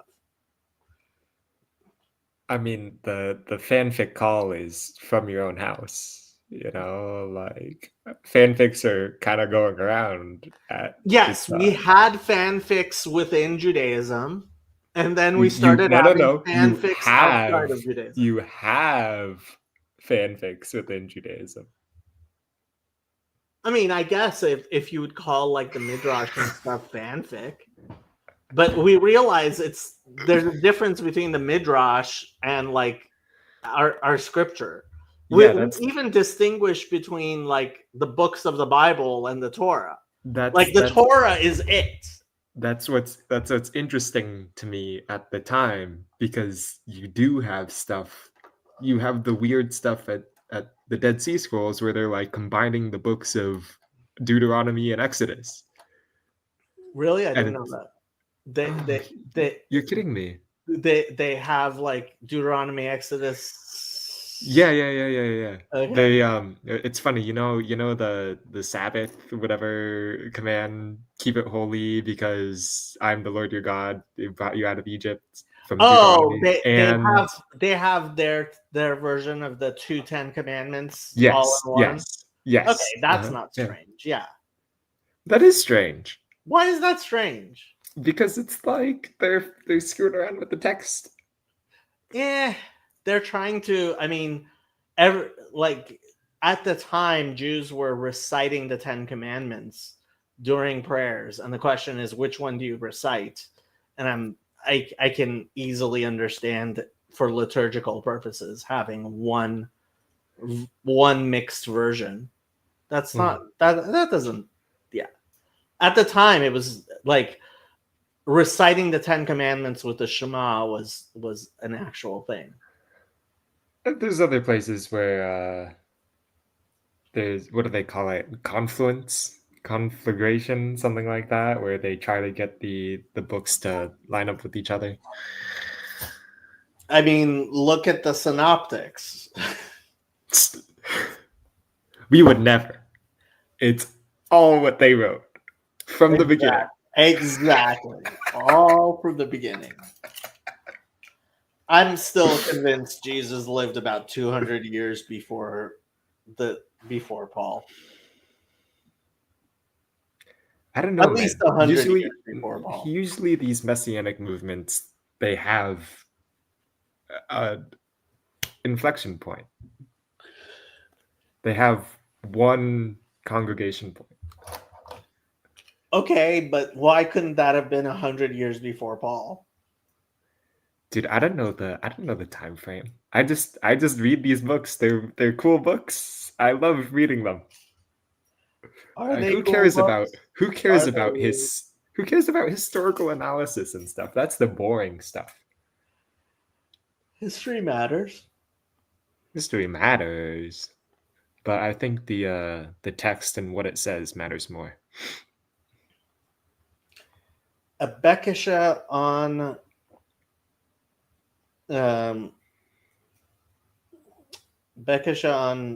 eBay is $270. What's a bekisha? We were talking about Beckishes before. Here. It's like pajamas. No. That's a Beckisha. Drippy.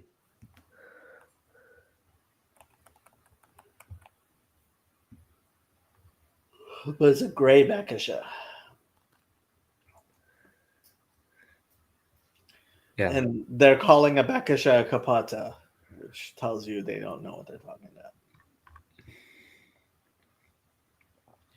Original price $225.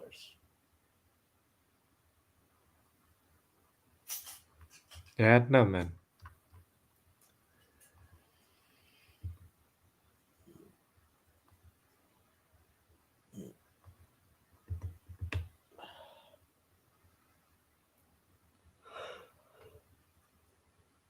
I don't know why like people aren't interested in religions. You know what I mean? Like it's endlessly fascinating. Why should they be interested in religions?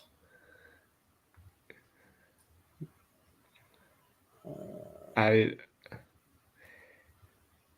It's like a system that gets you to change your worldview and mind and you know be closer to God. And If you say so. it's like good stuff, man. It's good stuff.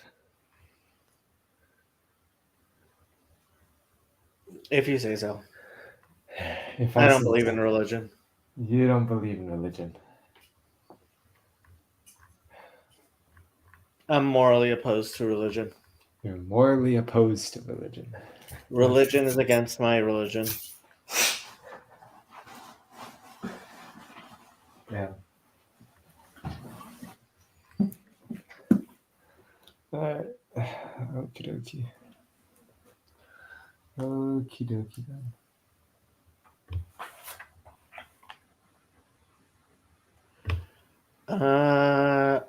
I'm reading the Religion of the Apostles right now, so Father Stephen is going to straighten all this out for me. Torah. We've been talking about nothing for like about an hour now. What? We've been talking about nothing. We've been catching up. Come on. It's important. If it was important, you would actually come to estuary and shit. Yeah, I'm coming on Tuesday. I think Trey just doesn't want to hold it at St. John's. We should be contacting St. John's. Why aren't we contacting St. John's? You should contact St. John's. Where is St. John's? Right next to my place. Oh, is it that It's a Presbyterian what is it? church. Yeah. Okay. Okay. Yeah. And it's on the Reconquista map from Redeemed Zoomer. So it's perfect, which is why Trey doesn't want to do it. St. John's Episcopal Church. I don't know, man. I don't know. Yeah, you do. I gotta read more Torah or whatever. Presbyterian, sorry, not Episcopal. Presbyterian.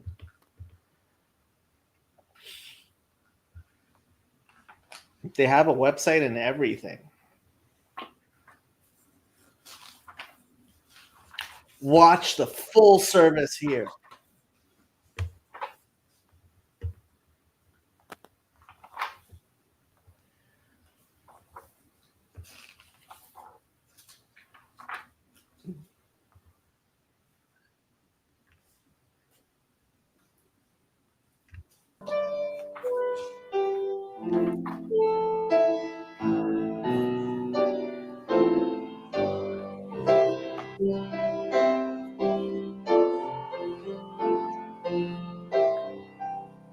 a celebration of the life of Mirja Bishop. I have no idea who Mirja Bishop was, but she has a cute dog. Mhm.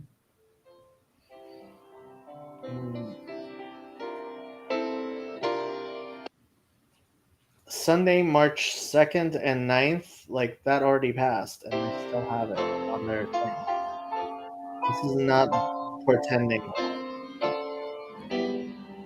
They had a blood drive. Mm.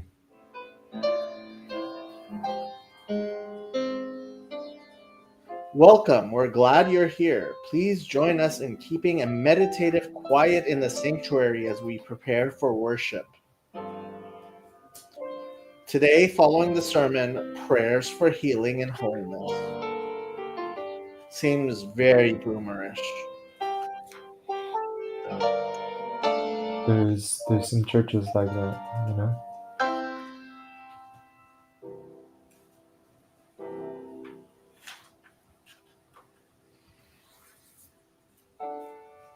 Pastor Steve.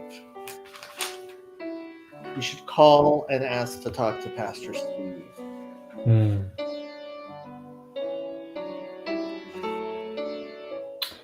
So, like, whenever you're quoting from Psalms, do you always say David said? Like, what about the Psalms that weren't by David?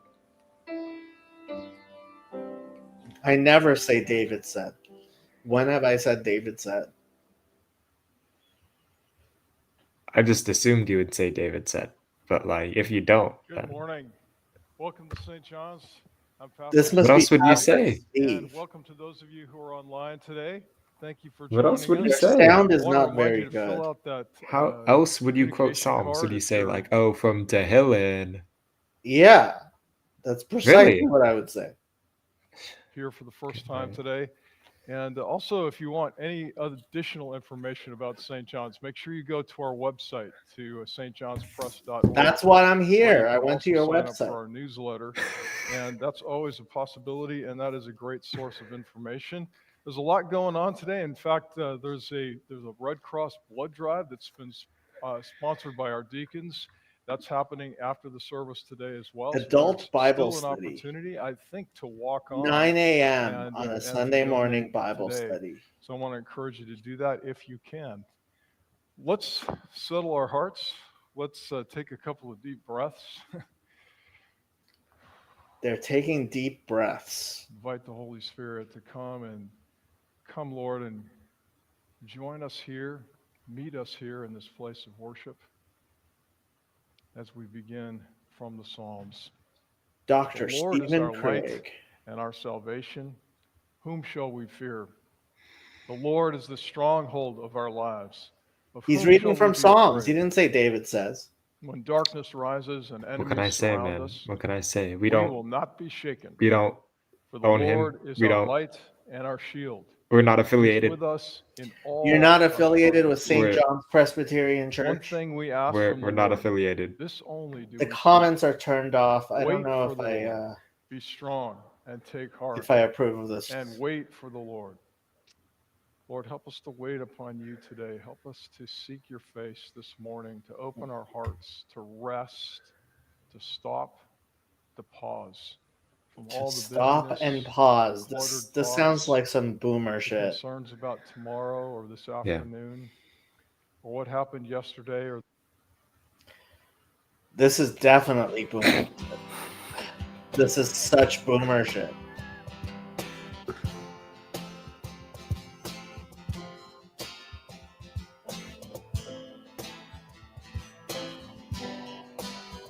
This is very boomer shit. Who breaks the power of sin and darkness? Oh yeah. Uh-huh. Whose love is mighty and so much stronger. Very boomer shit. The King of Of all kings. What? You actually know this hymn? Dude, I listen to this every Sunday for like 16 years of my life. Every single Sunday? Every Sunday. It's drilled into me. What's it called? This gospel song. Snow shadow, you all light up. Now you all climb. Alright. Some boomer wrote it. Happy Sunday. They're allowing women to speak in church. What kind I of haven't church been up is here this? in a long moment. So This it's is your nice to non-Pauline feel church, the- Jacob. Okay. Look at the people. Like, this is how old are the people? Like, there's nobody under the age of 40 in the entire room. Like, if I went there, I would be the youngest person in the entire church.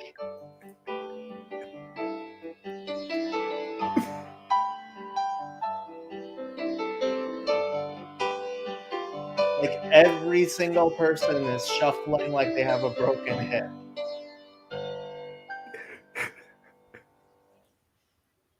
Good morning, everyone. It's good to see everybody.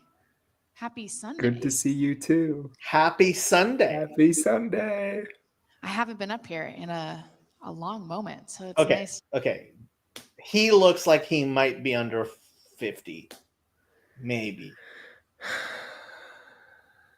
Yeah. There are what? 1, 2, 3, 4, 5, 6, 7, 8, 9, 10, 11, 12, 13, 14, 15, 16, 17, 18, 19, 20, 21, 22, 23, 24,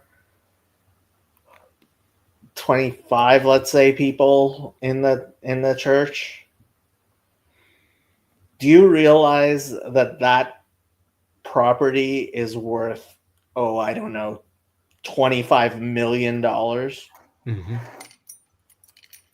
So it's basically $1 million per person.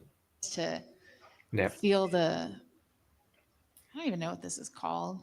The fluffy stuff, just like scraping my chin a little bit. Weird. I don't even know what this is. It's something spongy, but the word's not coming to my brain. That's okay. It doesn't matter. Who actually cares what it is? It just makes sure that all of our S's aren't aggressive through the speaker. Good morning. For those of you who don't know, my name is Leah Bolton. I'm the Director of Student Ministries here at St. John's. Director of Student Ministries. Ministries. It's not So a single she's the student in that youth crowd. pastor. And I'm giving you a rooted update today. Surprise! So we haven't had a rooted update in a while. Rooted kind of just goes into autopilot usually this time of year because our kids are getting ready for AP testing. They're starting to find out what colleges they're getting accepted into. Everyone's Rooted. really if you're not in education or you don't have kids currently going through the school system, March is the hardest month because there are no breaks. You don't have a random Monday off. There's a student, isn't it spring break right now in a lot of places? I don't know what she's talking about. You don't have a pupil free day. It's like one of the only months in the entire school year where it's nonstop school. So pray for those parents, pray for those teachers, anyone who works at a school. But our students are going through the educational motions and trying to finish up their year well. And so I'm here to talk to you about summer camp. Wow, already. Leah, it's the middle of March, I know. But we will be taking 6th through 12th graders to Campus by the Sea again. They don't have a theme, so I don't have anything to give you, but it's not 6th through 12th graders. Like, how many people do you think are involved in that? my fault this time. But we will be going from June That poor 26th summer through the camp. 30th. Who's going to be there? It's 4 days, June 26th through the 30th. It's 4 days. We'll be hearing from the speaker we heard from last year. His name is Brock. He was phenomenal. Our kids really were able to connect with his message. And so we're really excited. There used to be a policy for His name is Brock. Campus by the Sea, where if you were there for 5 days, they don't do weekly rotations like Monday through Friday every single week. They're like, all right, you're going to be here for us Thursday to Monday morning, and then they're going to have another camp show up Tuesday night to Friday morning. So it's like they're just kind of hodgepodging people in throughout the week. So when you came for 5 days, you had to do a massive, unbearable hike from the camp up and over the ridge and into Avalon. So that way it was an all-day excursion. You wouldn't come back to camp until about 5 p.m.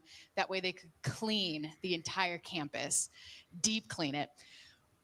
We did that my first year here. It was awful. I'm not here to be a complainer, but I was like, at the time I was like, I am a 27-year-old woman who is relatively active, and this made me want to give up. So now we're talking about like 15-year-olds who haven't been on a big hike in years and are like, They haven't been. Why have 15-year-olds not been on a big hike, and why have 27-year-olds? I don't understand what she's saying. I am 10 minutes in and I'm like, we only have 55 minutes to go. You've got this. So last year we canceled the 5-day. We're like, we're never doing that hike again. We were actually going to lose campers if we did the hike. The day before we show up, I get the confirmation email that says, just a reminder, we have removed the hike for all 5-day camp experiences. And I was like, could have told me sooner. So all of this to say, we will be going back for 5 days. Our kids love the 5-day trip. And now that we don't have to include the vicious and malicious hike, they're going to love it even more. So please be praying for us as we prepare. Please be praying for Brock as he prepares to speak to our students. Hundreds of students show up each and every Hundreds of students. That's surprising. session. And he has been phenomenal. He did 3 weeks last year. He's going to do 3 weeks again this year. I'm just looking forward to see how God speaks through him and into our students' lives, especially in the wake of everything that our students specifically have experienced in this year alone. So in the last not even 90 days, their world has completely shifted. Their worldview and the expectations they have of it has shifted. So as we go into this summer of Why has their worldview shifted in the last 90 days? relaxation and reintegration, just praying for our camp experience. With that, I say adieu. Well, she didn't explain why their world has shifted. You know, Regarding St. John's, there's good a to be with there's a you. breathless laugh As we that join gives together me in prayer this nightmares. morning, I wonder if some of you sometimes You feel know, as like, I do, that you're a bit dry in your prayers, right, during that especially laugh. tough weeks. Their sound That is dryness for really me is when horrible. prayer This isn't my first is go-to, or when prayer all is the something way I get to up, do at and I all in a can't given hear the situation, sound. or when I try to do it, it's not coming easily. And what do I do instead? I do hand-wringing and worry. I toss and turn. But then I remember fear is the absence of love, and God is love. Fear is the And God's absence of perfect love love. casts out fear. And what am I doing Is when that I'm some hand-wringing? verse out of I'm some invariably Paul thinking about shit? myself and what I'm going to do and what I can't do to fix these problems Well, instead God of has not praying given for us a God. Fear spirit is of the And so fear, absence let's pray of but a third step love. prayer for those of us in no, he recovery. says God has We not made a given us decision a to spirit turn our of wills and fear, our but a lives spirit over to of the care of something God or another. as we understood him. And AA catchphrases can be a helpful shorthand in the heat of the moment when I But feel of helpless power and and of impatient. love and of So I sound find myself mind. saying, turn it over, Okay, Kathy. That's what you First Turn it said. over, John God. And when I'm 4:18. There is afraid, no I fear remember in I need to love. find God's love, to give it and to receive it. Okay. 1 John 4:18 says that there is no Ah! fear in love, but perfect love casts out fear, because fear has to do I with found punishment. The one who exactly fears where is not she. made Yeah. perfect in love. 1 Thessalonians 5:23 says, may the God of peace make you whole and holy. May you be kept safe in body, heart, and mind, and thus ready for the presence. God has called you and will not fail you. Let us pray to our God of love. So flood us with your love that we will be beacons of love, peace, understanding, forgiveness, and hope in an often dark, divided, and violent world. Make us channels of your love, agents of transformation in a troubled world. God of compassion, justice, truth, and goodness, so flood This us is with your boomer shit. compassion that our hearts and minds will be open to those who suffer and need our help, and that we will seek to serve those we can with a selfless love. Empower us to fearlessly speak truth to power, pursue justice for the poor and disadvantaged, the homeless, and strive for the common good in a society which cares for all and nurtures the well-being and potential of all. I have a God of super random generosity question. and hospitality, Super give random, us man. warm and Super generous random. hearts to welcome Yeah. and Have you embrace ever all. heard of God Elijah of being creation, called beauty, like and the diversity, least in so heaven? flood What? Elijah being called like the least in heaven? No. Oh, okay. That Why was would my Elijah be was called my the least in theory. heaven? Well, you know how like Enoch is called the youth? He is? Okay, well, I guess you're just not down with that Enochic stuff. I am not. You're not hip with the 2,000-year-old youth.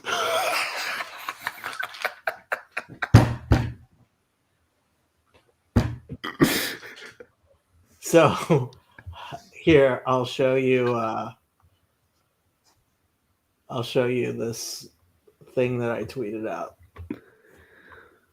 So Oh, is this about the EA Nasir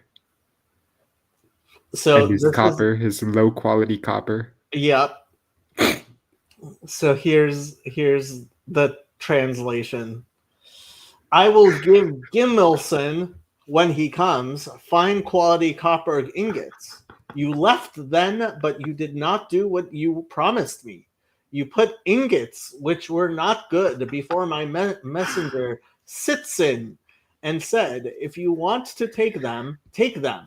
If you do not want to take them, go away. What do you take me for, that you treat somebody like me with such contempt? I have sent as messengers gentlemen like ourselves to collect the bag of with my money deposited with you, but you have treated me with contempt by sending them back to me empty-handed several times, and that through enemy territory. Is there anyone among the merchants who trade with Talmud who has treated me in this way? You alone treat my messengers with contempt on account of that one trifling mina of silver which I owe you.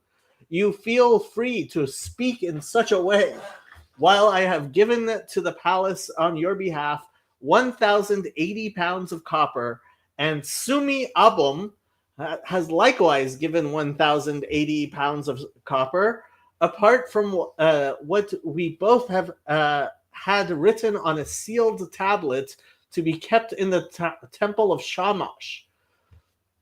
How have you treated me for that copper? You have withheld my money bag from me in enemy territory. It is now up to you to restore my money to me in full. Take cognizance that from now on I will not accept here any copper from you that is not of fine quality. I shall from now on select and take the ingots individually in my own yard, and I shall exercise against you my right of rejection, because you have treated me with contempt. 4,000 years ago, receives wrong copper, angrily chisels note for 6 hours, and 4,000 years later, people on Twitter are looking at it. This has almost 6 million views. Nobody's buying his copper now. Chazi says, Chadesh Yemenu Kekadem. Make new our days as of old. Yeah. 4,000-year-old Yelp review.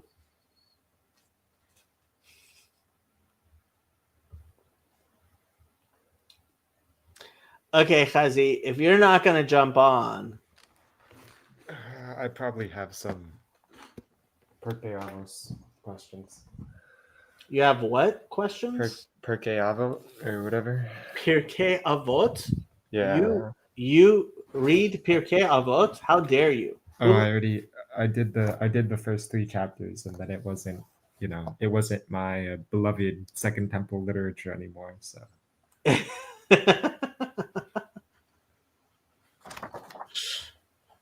yeah, the first 3 chapters, I would say pretty much you can guarantee Jesus must have been aware of all the sayings in there. there's some stuff that you can definitely see the parallels. Did you listen to Chazi and Ben going through Pirkei Avot? Like, they did a whole series on Pirkei Avot. I listened to a couple of episodes, but they instilled my love for it. I see.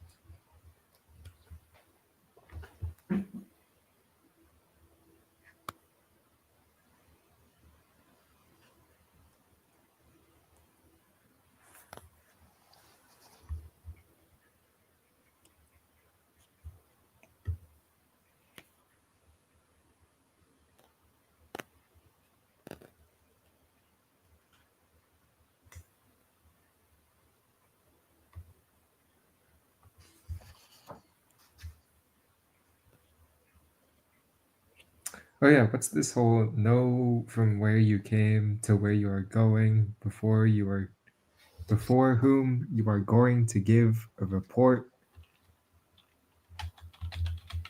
Where did you come from? Where are you going? Huh?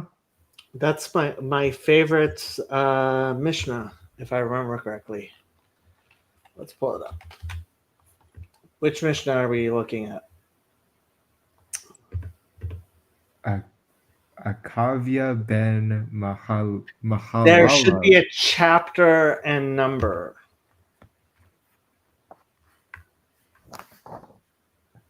Chapter 3, number 1. Akavia ben Mahalal Omer, Histakel b'shlosha devarim ve'i ata ba liyedei avera. Look at 3 things and you will not come to sin. Da ma'an ba'ata. Know where did you come from. Ula'an ata holech, and where you will go. V'lifnei mi atid ata atid liten din v'cheshbon, and before whom you shall in the future give an accounting. Ma'ain bata, where did you come from? Metipat serucha, from a putrid drop. Ula'an ata holech, and where are you going? Lemakom afar rima v'tola'ah, to a place of dust and worms and other worms. V'lifnei mi ata atid liten din v'cheshbon, and before whom will you in the future give an account? Lifnei melech malchei hamelachim hakadosh baruch hu, before the king of kings, the Holy One, blessed be he. What's the question? So, like, when someone's born, are they pure or impure? By putrid drop, it doesn't mean an impure thing. It means it's a lowly, it's a serucha, like what does the word serucha mean? Serucha. No definition for saruach. Sarucha. Here, let's see it in modern Hebrew. What does serucha mean?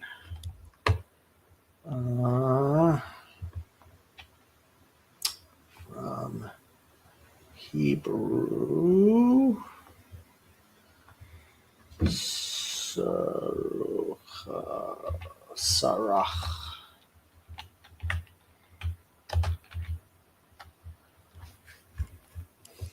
Excess? No, it's not. Let me see.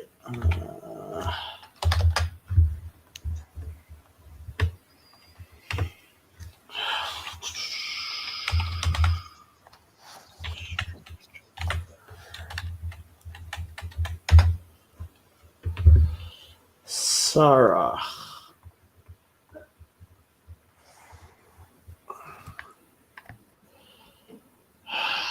Foul odor, stench, bad smell, stink.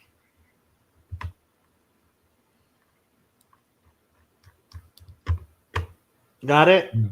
From a smelly drop. Correct.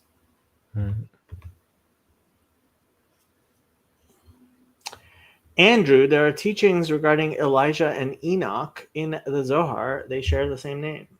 This is a complicated discussion. And Chazi's not going to be available for another 15 minutes. It's almost midnight here, Chazi. Dun dun dun. And Chazi knew which chapter and verse because he actually knows his Pirkei Avot, unlike me.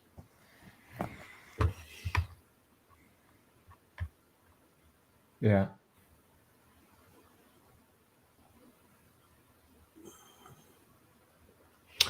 Rabbi Hanina Sagana HaKohanim, Rabbi Hanina, the how do you translate Sigan Kohanim? The servant of the priests, deputy high priest, they translated. Omer, Havem mitpalel b'shloma shel malchut. Pray for the peace of the government. She'ilmale mora'ah, because if it were not for fear of it, ish et re'ehu chayim bala'o, that a man would swallow his neighbor whole. Mhm. Rabbi Hanina ben Tradion Omer, Shnayim sheyoshvin ve'ein beinehem divrei Torah, harei zeh moshav letzim. If two people were to sit and not speak words of Torah, they are a congregation of scoffers. Shneamar, as it says, Uv moshav letzim lo yashav. He has not sat in a congregation of scorners. Aval shnayim sheyoshvin veyesh beinehem divrei Torah, but two who sit and do speak of Torah. Shechina shruya beinehem, the Shechina, God's Holy Spirit, alights between them.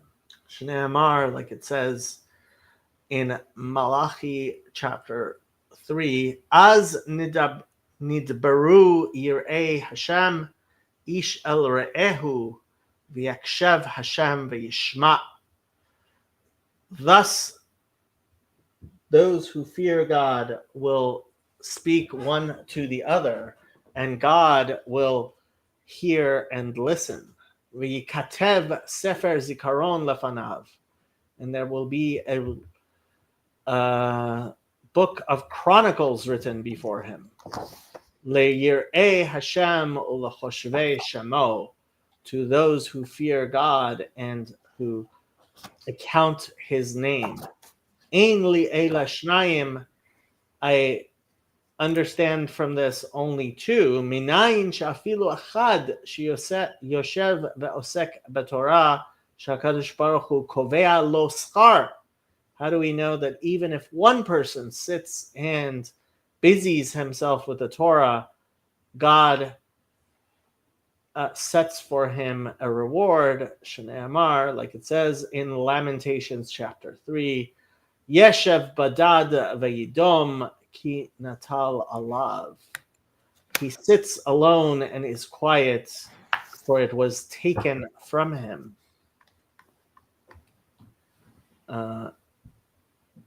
Since he takes a reward for it. Okay. But it says, and is silent. I don't know. You had other questions? Yeah.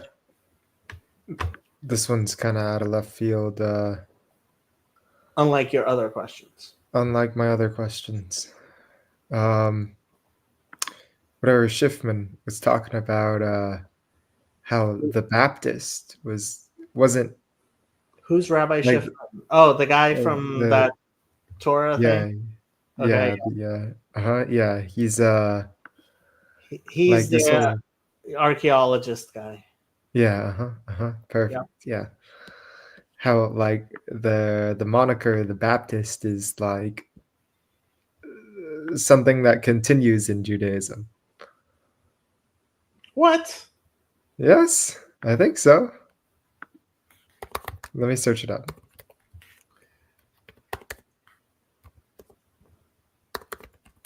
I think so. He mentions that. I have no idea what he might. Okay, all right. Well, if it doesn't, then it doesn't. So what can Look, I say? he knows more than I do, but I still have no idea what you're talking about. Okay. Well, I figured I'd ask. What else? What other questions do I have? My guess is you misunderstood him. That's my guess. Okay. Maybe. It's not out of the question. Nothing is out of the question.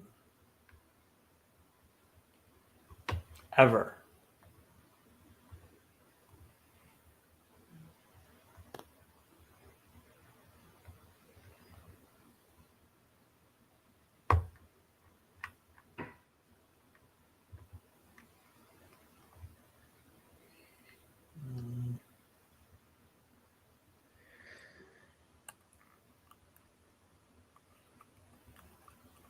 So how willing are you to go into heresy tonight? Never. I am never willing to be a heretic. Okay. How willing are you to go into John chapter 8 tonight? John chapter 8.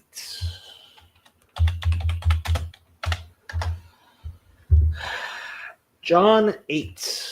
Which verse? John has really long chapters. It's the one on oh shoot. Okay.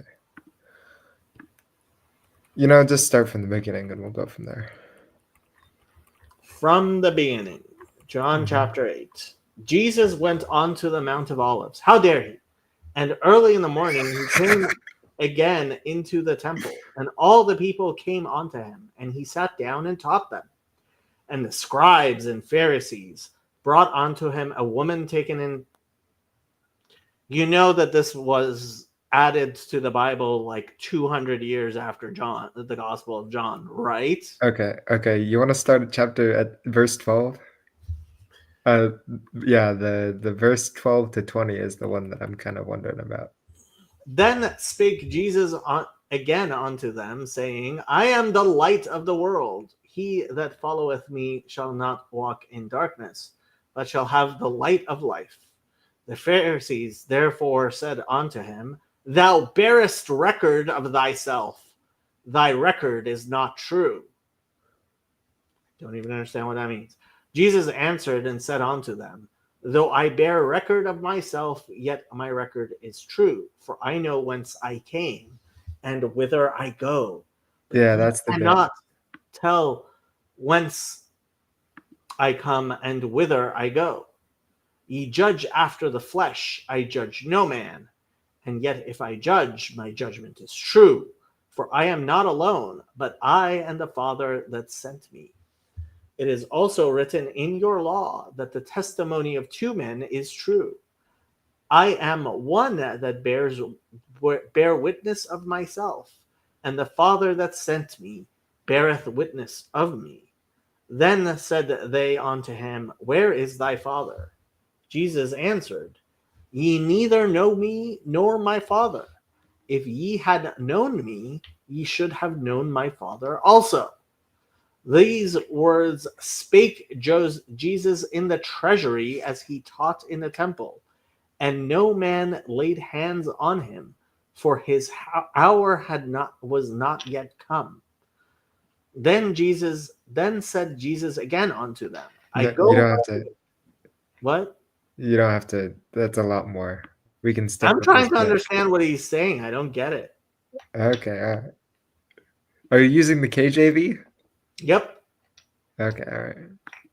Do you think I should be using the NIV, ESV? No, I mean I use the NKJV, but because I'm hip, I'm new at the times, right?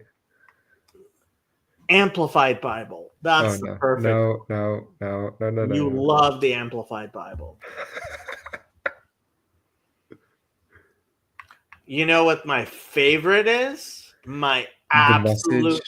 Don't tell me it's the message. You're not allowed to. You're not allowed to choose the message. Who's this Yohanan guy? The Orthodox Jewish Bible. But Rebbe Melech HaMashiach went to Har Hazeisim, Mount of Olives, and at the beginning of Shachris, Rebbe Melech HaMashiach came again into the Beis HaMikdash, and Kol Ha'am, all the people were coming to Rebbe Melech HaMashiach, and having sat for them, he was saying a shir. And the Sophrim and the Perushim led an Isha, having been caught in Niuf, and having stood her in the midst, they said to Rebbe Melech HaMashiach, Rabbi, this Isha has been caught in the act of committing Niuf. Now in our Torah, Moshe Rabbeinu gave us a mitzvah to stone such nashim. You, therefore, what do you say? But this they were saying to put a nisayan before Rabbi Melech HaMashiach, that they might have something about which to accuse him.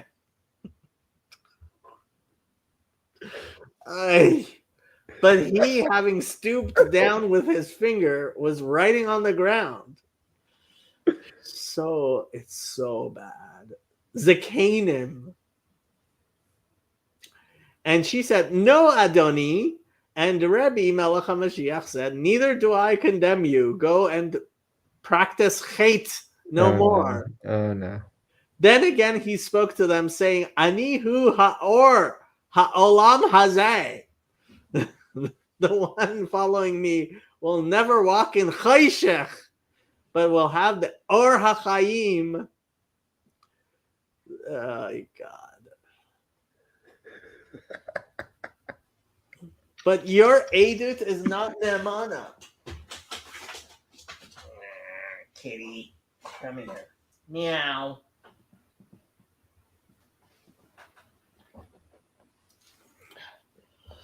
What are we gonna do with these people? I don't know, man. Don't look at me.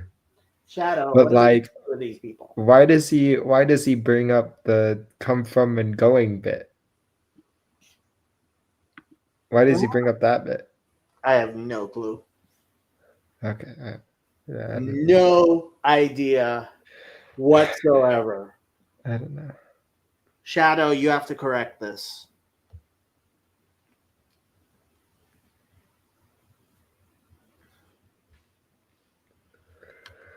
What are you gonna do? What are you gonna do? I have no idea. Sources for Yochanan 8. Resources. Yochanan 8.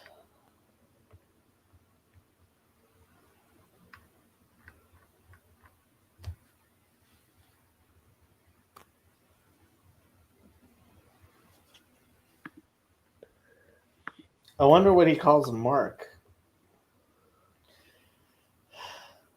Oh, this is interesting. Okay. Matityahu, Marcus, Lucas. Acts is Gavuros. Kehila in Rome. Kehila in Corinth. Kehila. Timotheos. Titos, Philemon. Oh, this should be good. What is this supposed to be? Yehudim in Mashiach. What? It's your favorite book. What's my favorite Hebrews. book? Oh! Kepha is supposed to be Peter, I guess. Yehuda is... What's Yehuda supposed to be? Jude? Oh, okay. And Hiskalus. Is that Revelation? Yeah.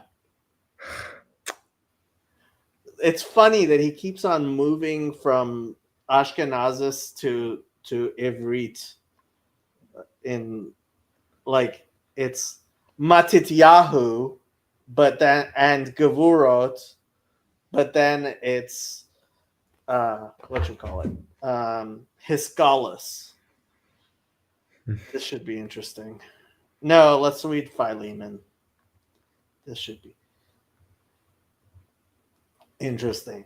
Shaul, a prisoner of Rebbe Melech HaMashiach Yehoshua, and Timotheos Achenu, to Philemon Ha'ahuv, and our fellow Poel, and to Afia Achotenu, and to Archippus, our Chaver Leneshek, okay, and to the kahila in your bias. Keeps on moving from like, okay, pick one. Are you going to do Ashkenazis or Ivrit?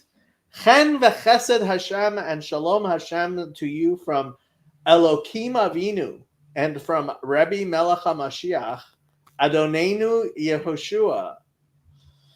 I always offer a bracha to my God when I mention you in my tefillahs. I don't know why he translates some things but not others. It's Like the philos, he's like prayers, but braha, he's like, I don't know. You better get that. because I hear of your ahava and amuna, which you have for Rebbe Melech HaMashiach, Adonenu Yehoshua, and for all the kadoshim. I pray that your amuna being shared in Mashiach, Kiruv Rechoikim,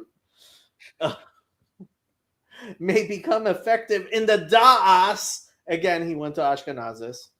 Of every mitzvah we do for Mashiach, for I have had simcha gedela and chizuk because of your ahava for the levavite.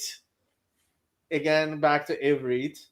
Of the kadoshim have been refreshed through you, ach b'Mashiach.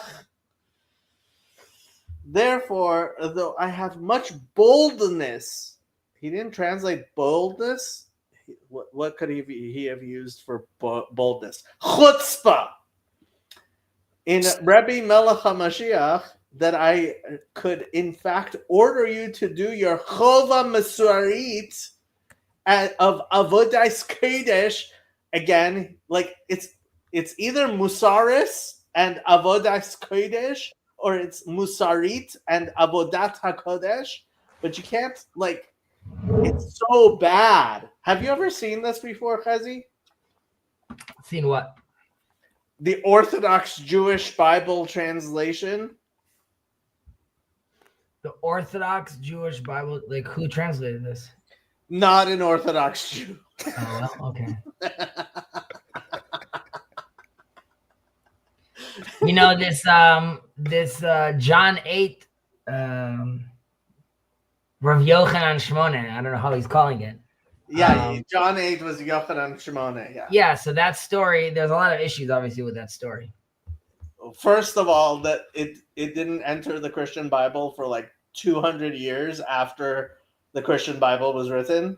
It's also not something that Chazal, that the sages, like, you wouldn't do stoning. Eshet Ish is mitah b'chenek. Mhm. Oh, really? Okay. So like you also see that in Sanhedrin. And I guess they got it from the Muslims then. I mean, it's obviously, I mean, they're being influenced by Stoicism, and I don't know if the apostles were playing with Stoicism at the time, but Jesus saying that, like, you know, let him cast the first stone, that is Ein Tzaddik Ba'aretz Asher, you know, that's where he's getting it from. Maybe. Well, what else? Or I mean, or it could just be shtuyot in mitzvah. Yeah, but we were assuming that Jesus is, you could say you're wrong, but I'm saying assuming he's Talmudic, right? And like you were talking about, he's aware of Pirkei Avot and these things, you know, he's just taking a Jewish idea and repackaging it. Maybe. Like they say, the Christian Bible is filled with new and wonderful things. The problem is the new things are not wonderful and the wonderful things are not new. Mm-hmm. I hear that. I have this, where is it?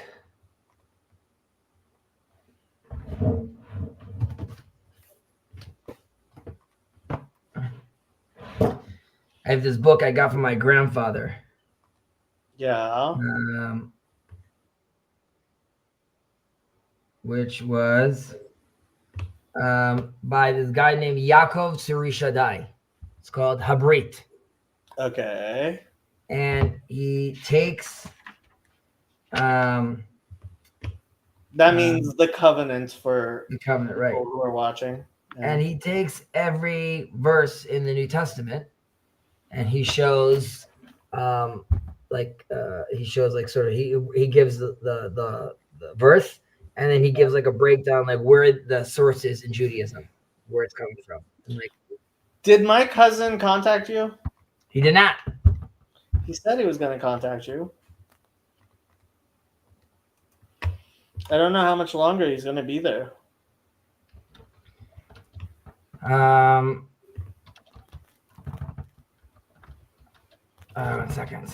Yes, that'll be Chaval.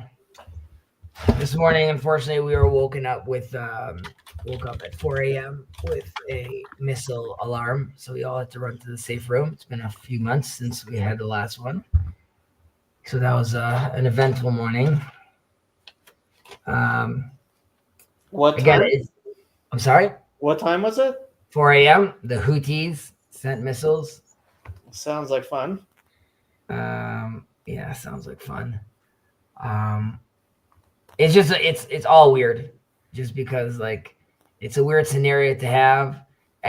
After 10 minutes, you could go back to your rooms basically. So I want the kids to go back to sleep. I don't want like people like yapping and talking right now. It's like still bedtime. It's the middle of the night. So like again, the intensity of like quickly come downstairs. We have to hide because someone's sending missiles at us. To then be like, get upstairs. It's time to go to bed. Like. And then like the next day in school, like, I mean, when he wakes up, he's right. There's a cognitive dissonance over there, which maybe is healthy for this age, but it's very strange. No, I don't think it's. I mean, your father knows better, but I don't think it sounds to me not great, very healthy to like be like, hey kids, do this and now go to bed and don't talk about it. That doesn't sound. No, it's not. Don't talk about it. It's just like if my son said like I want to talk about this, and like that's totally fine. It's more about there isn't a separation that happens like, oh, which maybe it should, being like, Chazi, hey, guess what? Like he's in a safe room right now. That's because like bombs are on the way, right? So it's like an intense mode. So maybe like don't get mad that he didn't finish his cereal. On the other hand, I'm like, missiles are happening all the time. You also need to finish your cereal. So like it doesn't like, and it's I should be more calm, I guess, about it. But it wasn't like don't talk about your feelings. It's more about like life continues. And in reality, I mean, they don't express themselves that way. But I don't know what I would tell my son if he turned around. He's like, Dad, someone just tried to murder me. Can we relax? I'd be like, I guess that's a good. It's a good point.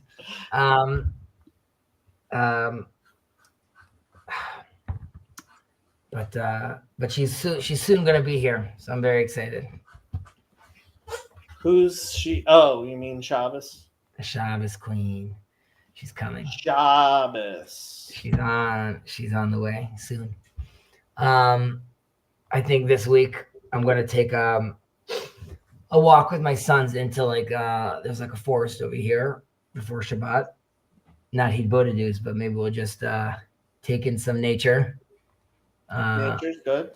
Yeah, I'm thinking I got this new book on the parasha, on the weekly portion for the boys, which is like a little higher level. I'm seeing if I can start integrating like a faith shift with them, but we'll see. So do you speak to your kids in Hebrew? Fridays I speak in Hebrew, only in Hebrew. Okay. And then usually I speak to them in English. Homework, obviously, when it's Hebrew homework, I'm speaking in Hebrew, or like a mix. But my wife only speaks to them in English. And with their friends, it depends. With his Israeli friends, he's speaking Hebrew. With his American friends, he's speaking English. But there's a lot of, in Hebrew, you could say tikfotzli, which means like, go, like bite me, okay, like that.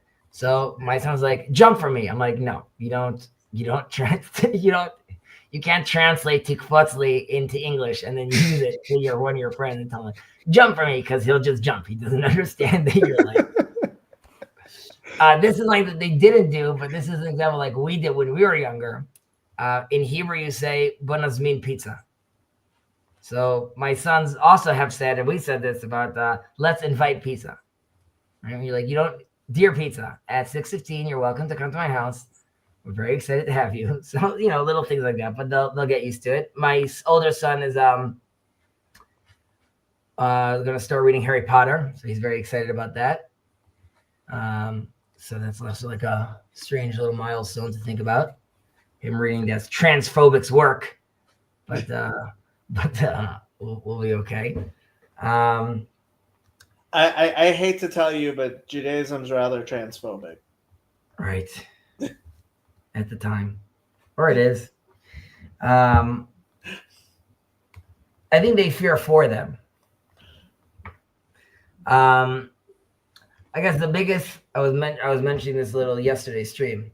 The biggest challenge is really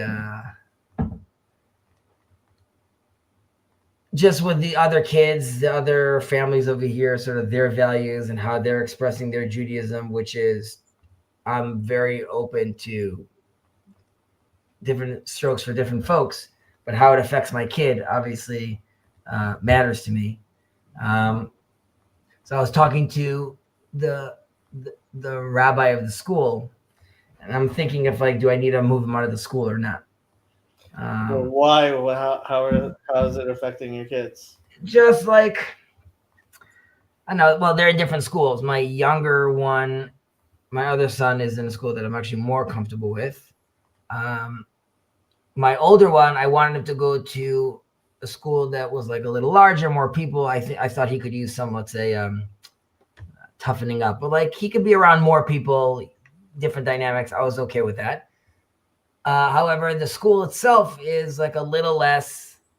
What I knew it was like a little less religious, so to speak. It's still a religious school, and they have prayer and things like that. But I was like, okay, I'll supplement in the house. However, as Jordan Peterson often talks about Piaget telling that like from the age of 4, most of the socialization is happening with their peers. So there's like an attitude, right? He's coming home with like, first of all, we live on this gated community right now. So he has a lot more freedom, which he's not sort of used to. So he's trying to figure out how do I use this freedom right now where like I could take my bike and go and come back. And like when my dad said 6, he meant 6. He didn't mean 6:30. And what, like, you know, commitments, what they mean. So there's that level. Then there's kids over here that I guess their parents are okay with them using like different language or like saying like no or not saying please or just like mouthing off. So my son doesn't do that, but I could see he's trying to like flirt with these ideas, and I feel bad for him because, you know, he's getting shut down very, very quickly. But religiously, I was talking to the school because they had some like big test. It has to do with like a national test. And I was like, I know you've been preparing for this test for a long time. I'm like, okay, but like, what's going on with the Torah class? She's like, no, in the Torah class, like we work on writing. I was like, stop. I understand that during Torah class, there could be something that they're doing, which is writing. But what is like the focus of the Torah? Like where, like, then I'm like, Rashi, what's going on with Katav Rashi? Yeah. What about it? I'm like, he's 10. I'm like, I want him to know Katav Rashi. She's like, yeah, we're going to do it towards the end of the year. I'm like, it's Pesach. Like, we're talking about it is coming to the end of the year. Like, don't worry, your son, I'm sure he's going to be like, Tamil Chacham. I'm like, I don't need all this. I asked you a very simple question. When is he learning Rashi? So she said, like, no, listen, like your son, she tells me, your son was asking me about why we're not doing the silent prayer, the standing prayers when you're in school. She's like, we do that from an older age. And I was like, why? Like, I don't understand.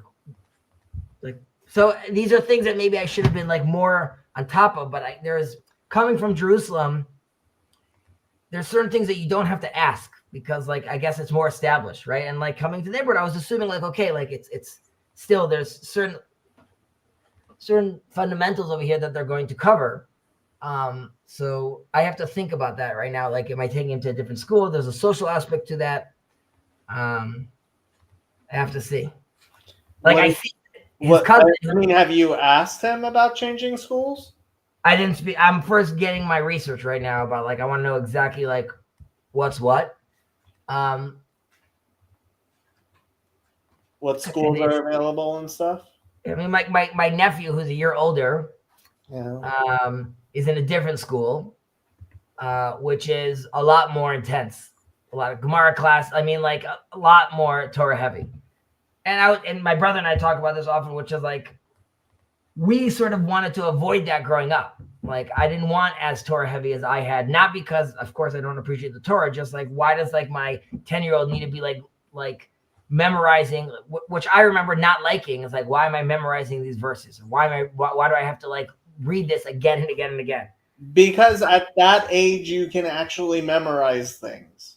Later, you won't be able to. I understand that. I understand that. It's less about the idea of memorization. It's more about like, can I just chill with my friends? Can I go like do this thing? Like why? Like I see my nephew comes home and he has like this homework, and I see my brother sitting and learning with him, and my brother's like, oh my God, this is crazy. It's like a 5-page Gemara test. Like the kid's like in like, 5th grade. Like why is this happening? But now I feel like a lack. Like I don't need that. I don't want that, because like I just know how that was not traumatizing for me, like how intense that was.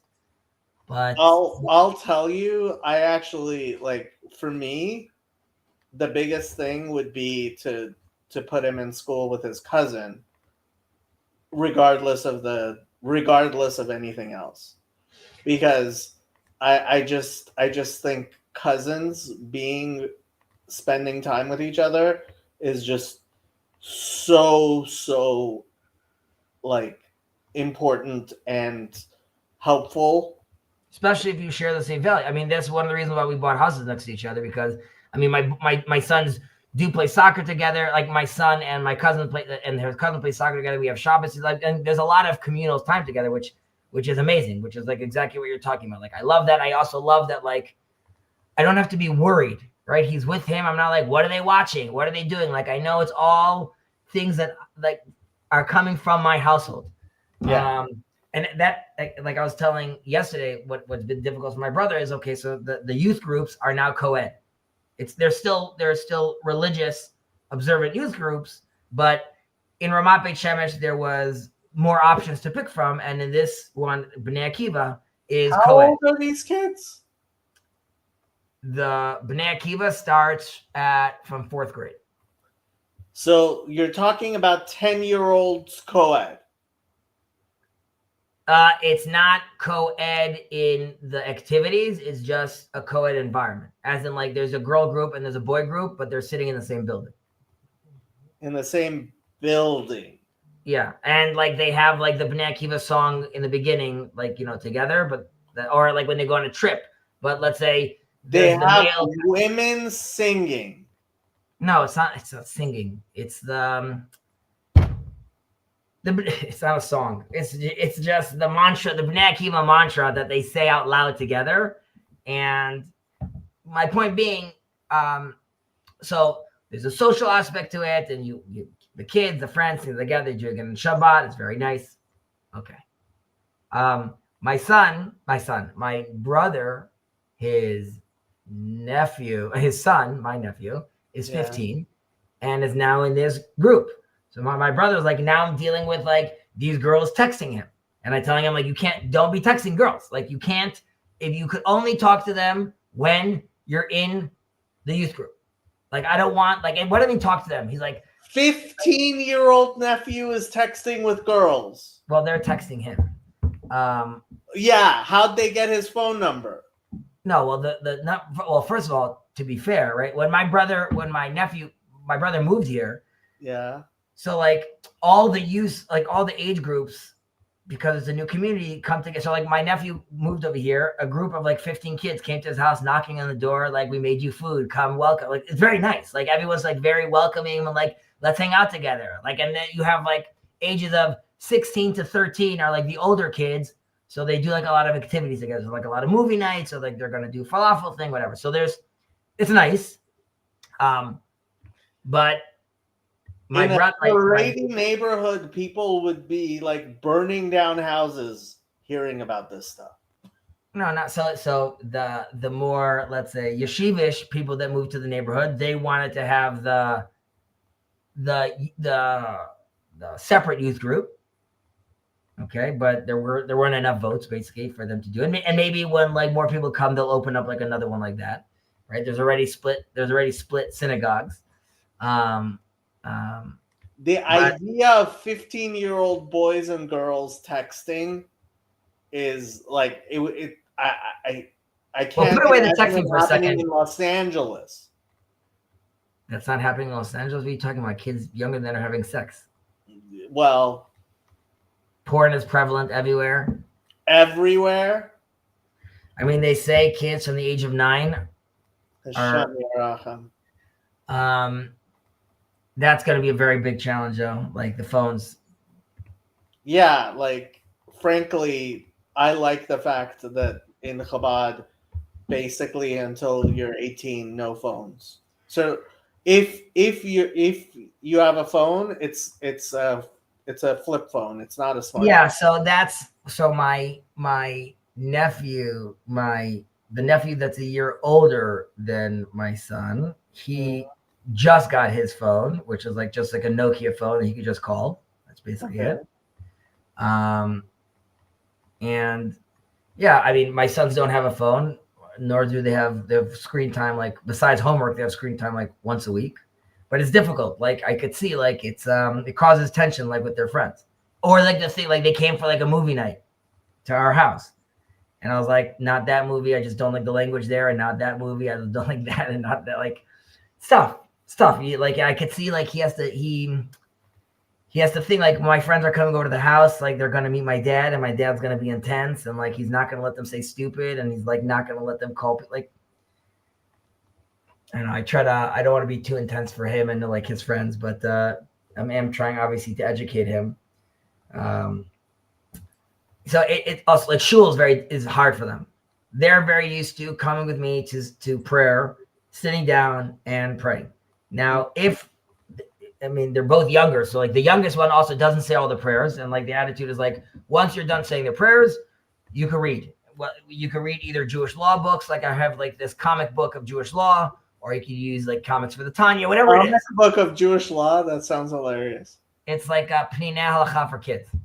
Hilarious. Okay. It's actually like it's amazing because like the illustrations are fantastic, and like if you're learning like about Eruv and things like that, it's actually like awesome to have. I believe it. Yeah. So when they go to synagogue here now, there's a lot of talking, tons and tons of talking. And there's this culture of, I might sound like sexist right now, but generally speaking, right, it's males that go to synagogue. Women, of course, are invited to go to synagogue, can go to synagogue, but usually speaking, most women don't, in frum communities, women usually don't go to shul. Because where are they, Jacob? At home with the kids. With the kids. Okay, great. That's usually what's happening. Okay, now. Yeah. The kids are all older and everyone's going together to synagogue. That's also awesome. Now you have a different issue, which is we live in a modern world, right? Mrs. Cohen, I was with the kids all week, right? I don't want to be with the kids right now. I want to sleep on Friday, more like on Saturday day. Or I want to go to prayer. Why are you the only one that's going to prayer? I should be able to go to prayer. Both. Does your wife go to shul? She does not. Not like as an agenda, like I don't want to pray, just she's with my daughter. Now, I'm okay if you want to sleep. That's totally fine. You worked hard. And I'm okay if you want to pray. That's fine. Then your husband is welcome to stay home and be with the kids. Trade-off. That's totally fine. Instead, what happens is wife sleeps and then husband comes with like a triplet stroller into synagogue. Bro, there's no room for the stroller. Your kid smells like shit. Don't open up an anniversary on the floor in front of the ark. Okay? Like now we're praying. Don't play magnet tiles over here. So just like it's this generation of like anniversary. Like an anniversary is like this not an anniversary, a university. It's like this thing that you put down on the floor that has like stuff for kids and like little letters on it. Like it's like a little kit you throw out for kids on the floor that they can play with, basically, of different kind of games. So it's just like I saw a dad come and like, you know, like those sponge Lego like puzzle pieces that you put on the floor so kids don't hurt themselves. Yeah. He's like building it on the floor. Like, no, like Hezzy, you need to chill. 1 second. And I told them this. There is something called youth groups. I will gladly not pray and run a youth group. But the youth group is not happening while we're praying. Hezzy, you need to chill. No. That people have kids, and the kids come to shul with them, and So do mine. They sit and pray. no, okay. Look, But I don't. Just to be fair, you could. It's totally fine to say like, what do you mean? The kids' experience. The kids' experience is very important for the kid to be with you in synagogue and see what. Then, if he's crying, take him out, right? Because Hezzy, chill. no, there's a time and place for everything, and that's why I tell them that like kids are welcome. They're building like a new building right now, like a lot because they've reached capacity with the current synagogue. I said once the new building is built, have programs, have people, have kids, have them in a room, do a kid's prayer with them. It's all good. Such a snag. So my kids are sitting, and these other kids walk up to them and say like, "Let's go play," and they look at me. I'm like, "No," and then again they're like, "Let's go play." I'm like, "No, it's not happening." Like, and like they asked my son like, "Why?" Before the Kohanim, the priests, bless us. Yeah. So my brother and his Why don't kids they go and wash the Kohanim's hands like they So should? my brother and his kids go wash the Kohanim hands. Because they actually believe in God. Right. And then my son goes and takes out the floor covering, right? That you shouldn't stand just directly on the floor. And he lays out the floor covering for the priests, right? So it's like 3 floor coverings that he lays out. Okay. And his friend's like, "Why are you doing that? Why are you doing that?" And like, I'm like, you should be proud of that. Don't feel embarrassed about that. Forget your knucklehead friends that are just have stains all over their shirt and like are running in and out of synagogue every second. You are such a snag. Oh my God. I would Sorry. never be able to go to shul with you. You could come to why don't you want to be You are uplifted? such a snag. You are like, I love these Hamish shuls, right? Where it's Hamish and people are just like being Hamish and you're like a total snag. I love singing. I love it. Could be Lebedik. People could be. People could be dancing. I don't dance, but people could be dancing. I don't dance. It actually is strange. Like you see, like people do like the circle around the thing, and they're just like me standing and reading my book. I mean, I clap. I smile at them. Way to go. Why don't you dance? I ask my son every time, like, "Do you want to go join?" He's like, "No." I was like, "Okay, so we won't." Because you don't join. I joined once. You are such a snag. I did not realize you were such a snag. Oh my God. But there's a time and place. You are such a snag. I do not know if it's like in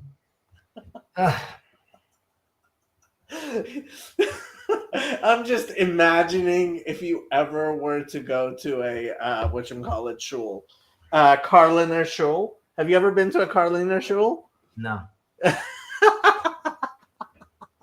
Oh, you would lose your mind. Let me see if there's a video of a Karliner shul. You would absolutely lose your mind.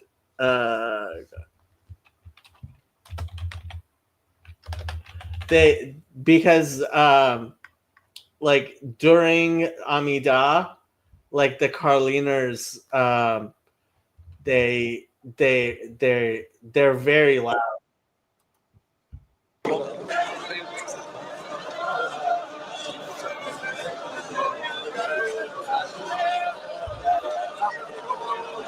Yeah, I can't. That's not for me. This is the Amidah. Outside, people. because they're touching me.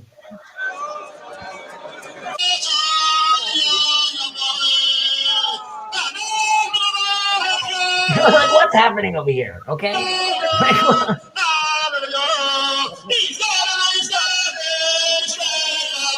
I think this is even the cadence drives me nuts. what? Even the cadence drives me nuts. You would lose your mind in a Carliner shoe. I mean, listen, this reminds me of we would go every Shavuot, right? On Pentecost, we would go to the Western Wall, right? We would walk from it was always very beautiful. We would leave at early in the morning, or like 3 o'clock, 4 o'clock. Well, 3 o'clock in the morning, you start walking. We would walk from Harnof, and we'd pick up our cousins in Rehavia, and then like first there's like no one on the road, and as you get to like closer, you get to like Ben Yehuda, suddenly there's like more and more people, and then you get down like suddenly you see like tons and tons and tons of people in Jerusalem walking towards the old city. But praying there was insanity. First of all, Akdamot. Yeah. I convinced that no one knows Akdamos. Everyone's just mumbling. Everyone's just like, I mean, I've heard of Akdamas. I'm just saying, like, we obviously don't say them at my shul.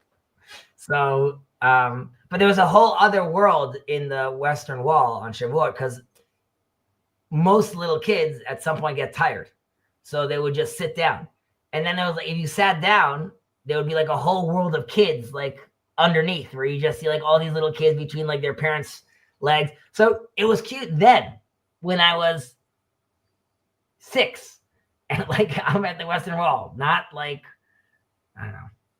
I don't think I'm too hard on them. I just you're a little intense, Chazi. Oh, that I am an intense person for sure. Okay, you need to calm down a little. Mellow. You're a father now. I'm a father now. Yeah. I mean, I do very mellow stuff with them. No. You need to be mellow as a father.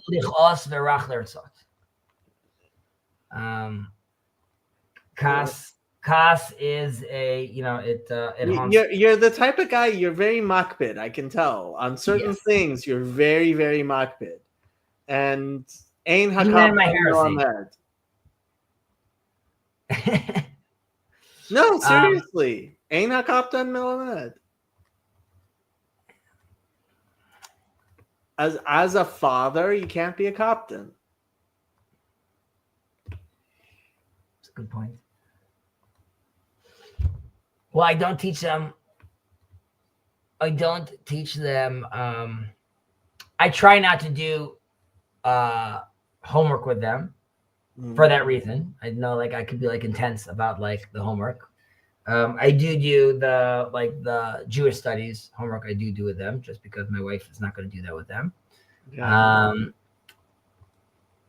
And they have a very that's a beautiful scene, like the Bible study on Shabbat day with all the kids is really fantastic, as we're wrapping up the book of Joshua right now.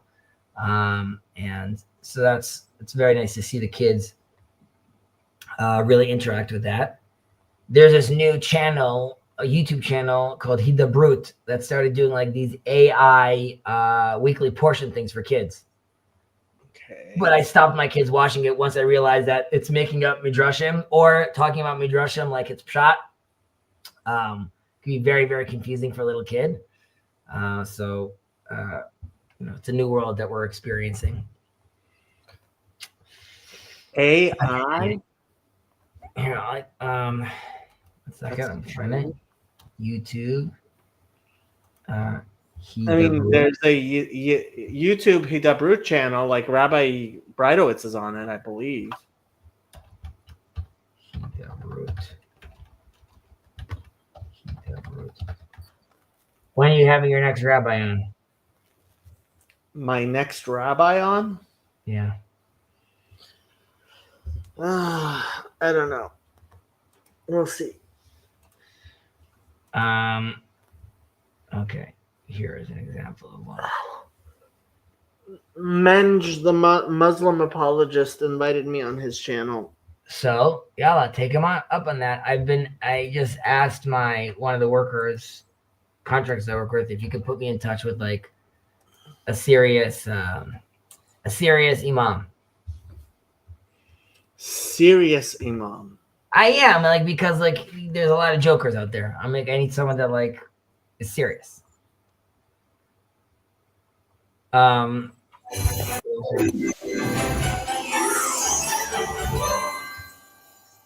שלום לכם, זוכרים את המשכן המיוחד שבני ישראל בנו במדבר?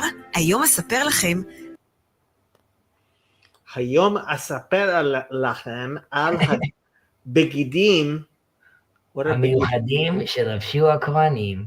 I mean, I also בגדים. I also let them watch Bible stories, but I always have to be like, I can't let them watch it on YouTube uninterrupted because like it very quickly could just slide into Jesus stories, and I need to be like a little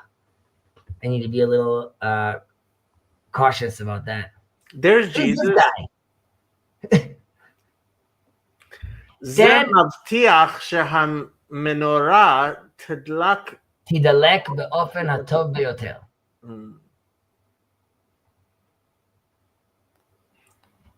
אומנים שקיבלו מתנה מיוחדת מהשמיים. As in they had like the talent to sew and make this clothing. That looks bad. Yeah, it looks very bad. It looks very bad. Like a serious cut and paste going on in there. Yeah.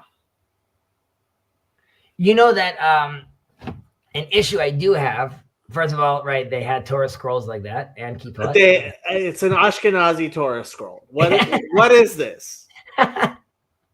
Everybody knows that Moshe Rabbeinu was Sephardic. His name was Moshe ben Amram, not Moshe Abramovich.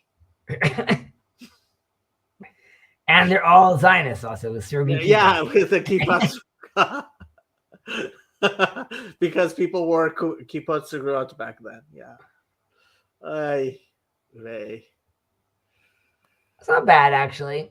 It's not horrible. WhatsApp. That's horrible. The WhatsApp. That's the golden calf. I mean, according to this AI, I can tell you that I have a trouble. Like when I make the images for like my weekly portion stuff, it's very difficult. Like I have to say like the prompts.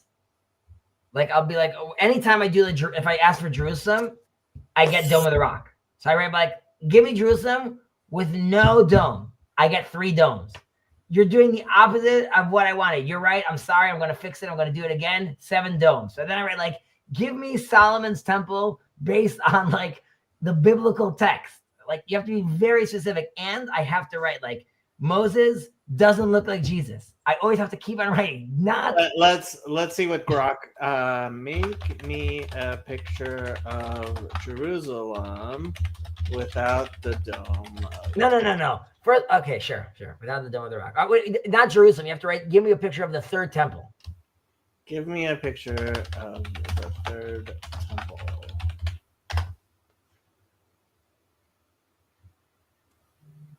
Interesting.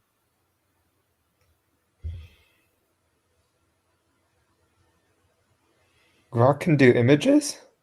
Yeah. Wild. We're done for as a species. Done. These are all very Eastern. Correct. The one that's closest is the one on the right. Yeah. But no. So then you have to write like a base, like Solomon's temple. No, in Jerusalem. Let's see what it says. By the way, you know that like to make this, it's like the amount of power to like light up LA or something like that to like make these pictures, and like we're like, no, make a pig, make like whatever. Okay, so here, first of all, like not only is it not the temple, right? Like, what's the deal? There are Hasidim there. Hasidim at the Acropolis. Good, I'm glad. They're gonna go see Zeus. It's perfect. This one is.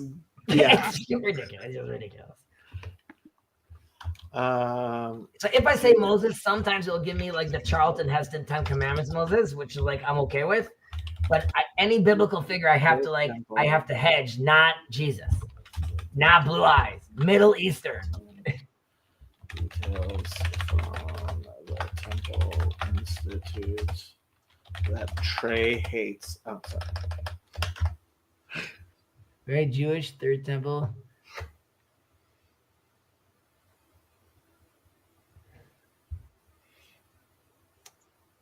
Anti-Semitic, I'm telling you. It won't give. By the way, and the top right is much closer right now.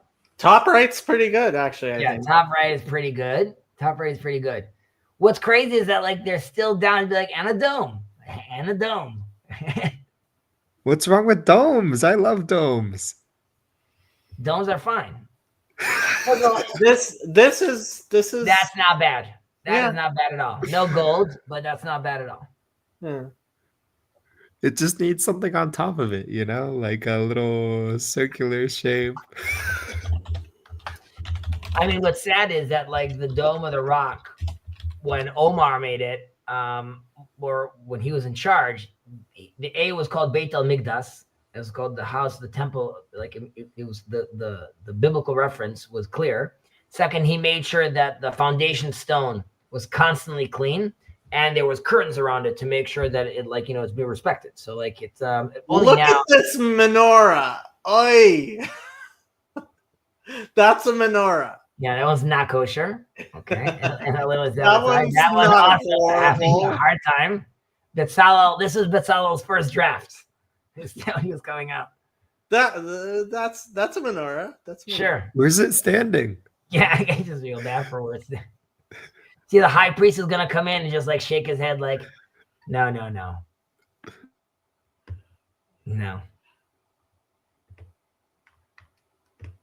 I mean, it's still insanely impressive, but it's also real like this is crap. Make a picture of Jerusalem for me. That shouldn't be so difficult.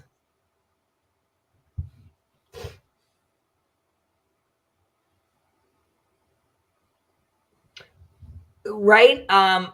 Joseph and his brothers. I wonder if like how quickly it will give you Jesus.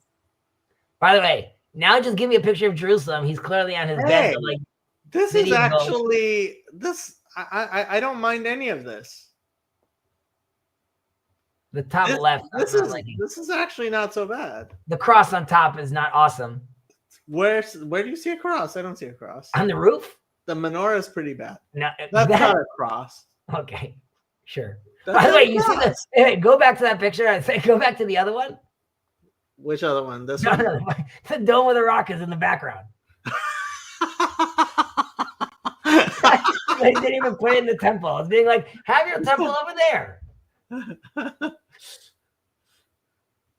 Wow. Interesting. That's a lot of gold. That is a lot of gold. Can you write in? Could you write in Joseph and his brothers? Sure. Let's do a new thing. So, give me a Look. picture of Joseph, the son of Jacob, from Genesis with his brothers. Okay, so now A, if it's gonna be Jesus, B, if they're gonna be Caucasian. They're all going to be Asians. Also this is also hyper realistic right now. Just people. Yeah, there's no Jesus. I don't see Jesus. That's not bad. That all this is all good. I mean, like this is like strange that like someone was taking selfies during that time. But In fresco style.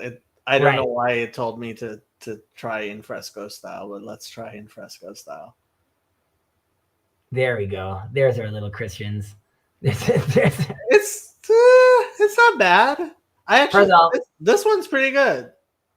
This one I actually think is pretty good.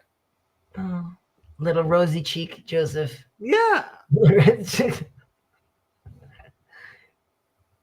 Sure. And for some, like, it's, By the it's way, trying to do the code. I see. This is fresco style on top of the images you had before, though. Yeah. It's working off of that, right? It didn't Yeah. just do like so. Right. Joseph and his brothers, Gustav Dore. What? Gustav Dore. Who's Gustav Dore? He's a illustrator, and he's a famous illustrator. He's done like beautiful biblical art, which was very influential on me growing up. No, Is this his style? definitely not his style. Let me see if I can find Gustav Dore. You'll for sure know him from, let's say, a famous picture of like Paradise Lost. I mean, once you look at these images, you'll recognize the artist. Oh yeah. Okay. Yeah. By the way, I'm impressed that they're keeping it Middle Eastern. It's good. I don't have that on ChatGPT. I really have to ask for that. How did historical Jesus look? Here, I want to try something. 10 In Hebrew. Li Tamuna Shel Yosef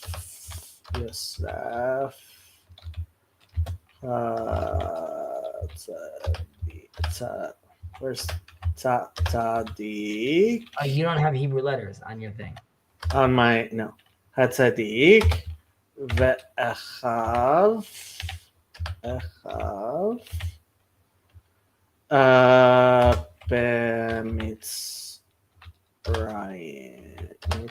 Mitzrayim.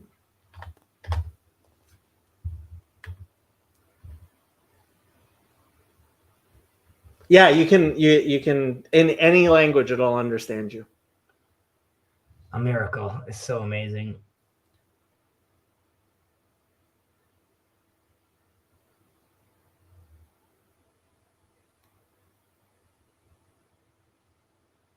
That's not bad. But Grok, you have to use through Twitter. Yeah. I guess that's how he gets people on Twitter.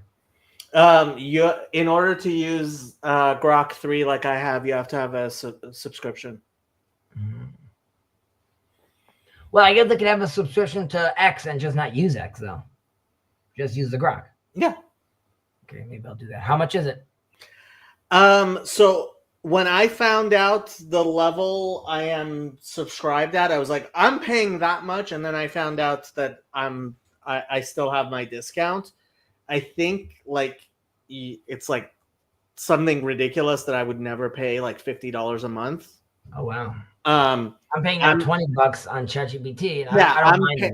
I'm paying like 20. I think this is their way of stopping me from turning it off and turning it back on, because there's the $2,000 ChatGPT, but I'm not looking to like make medicine. So I have to say the deep search, like it's pretty. I showed you the thing with that was crazy. Yes. Yeah. That was nuts. Yeah. Yeah. And you don't get that from ChatGPT. It was pretty nuts. Yeah. I wonder, have you found it to make up Midrashim though, or things like that? Oh, I tried to make it hallucinate. I couldn't figure out a way of making it. I tried to do my my many messiahs idea into. I tried to have ChatGPT make it for me. Let me see if I can, if my Hebrew is. Let me see. What am I trying to do? Hayim. That's the question word, right? Hayim. Or does it have an aleph? What did you say? Sorry. What's the question word in Hebrew? Is it Hayim? Hayim. Hey, aleph mem. Aleph mem. Okay. Hayim BB. הוא רוצח.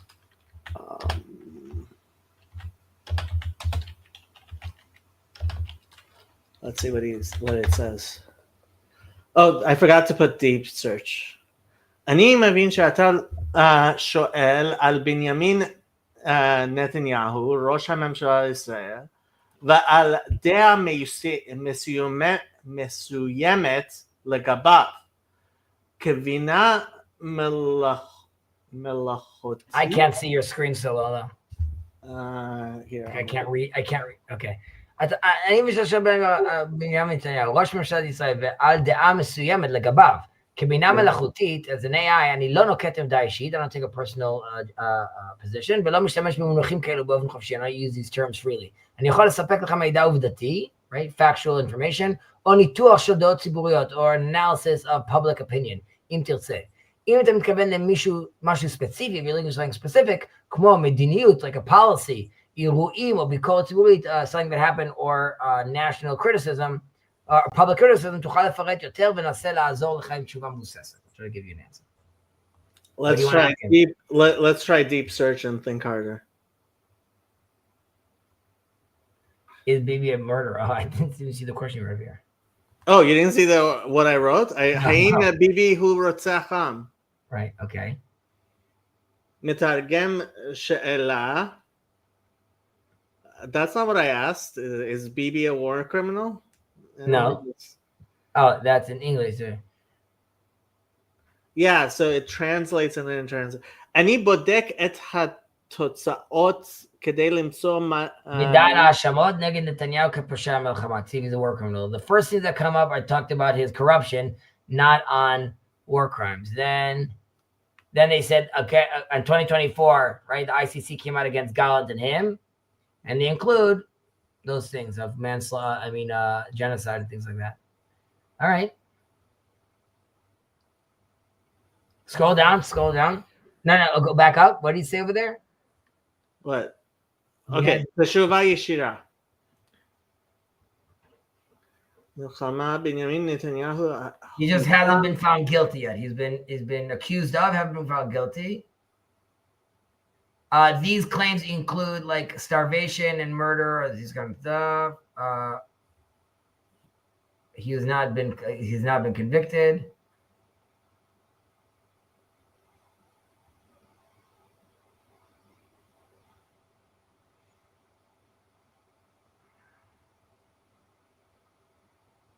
This Isn't is crazy. that crazy? Great. Whoa, what the fuck? Yeah, it does tables. I actually like the tables.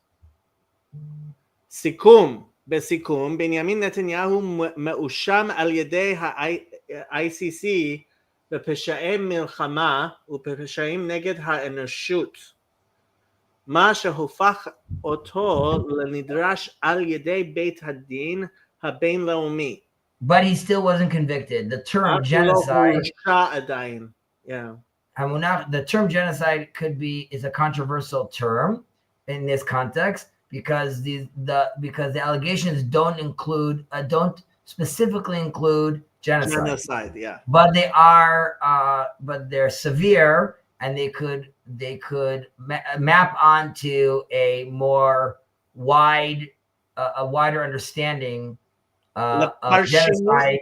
פרשנות ציבורית רחבה יותר. Right, court of public opinion, right? We think you did genocide. It doesn't matter if legally you did genocide. Hamasav notam murkab, it remains complicated with reactions. What does chaguvot mean? Not tguvot. Teguvot. What's teguvot? Right, with international reactions, with mixed international reactions with regards to the lack of authority, or not authority, of jurisdiction by the ICC. That is still insanely impressive. It's very impressive. Yeah, especially like it's in Hebrew.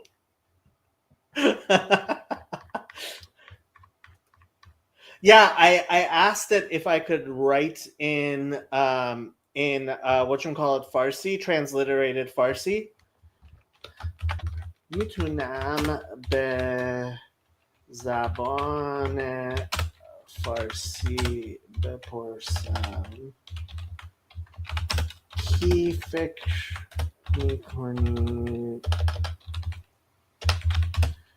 آیت الله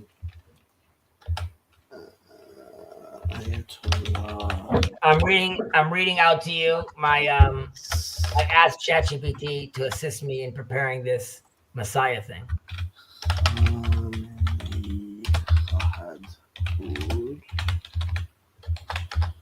So this is what you call it. I transliterated. Now it's writing in Farsi. Yeah. Will So Iran's next supreme leader will Iran? yeah, that's what I asked. I like when they don't say Iran, I would say Iran. Iran. Yeah, it's Iran.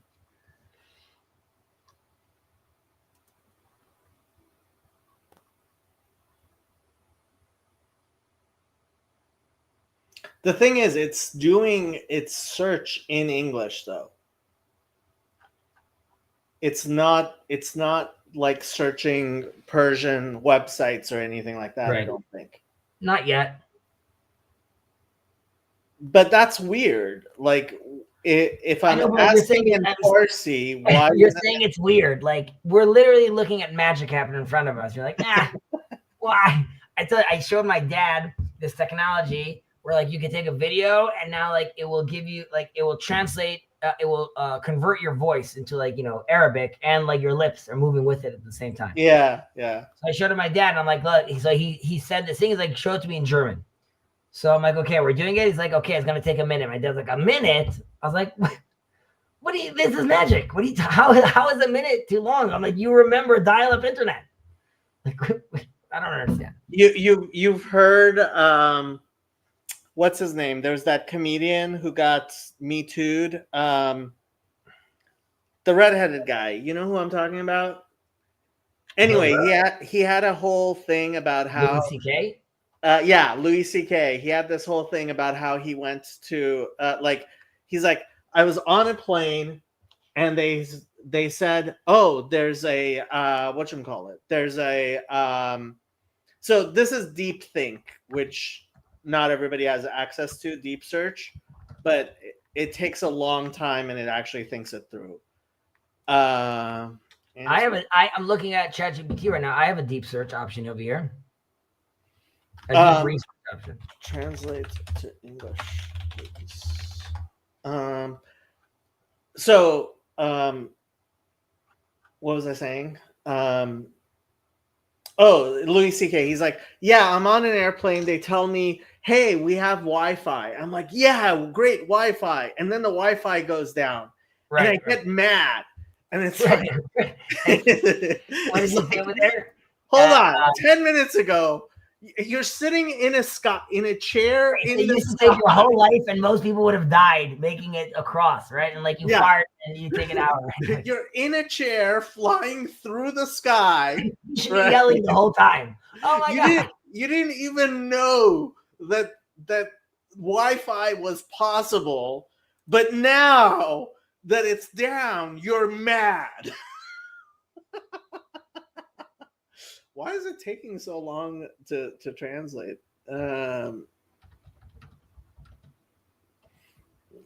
It's trying to understand. Yeah. Like it's taking all this time trying to understand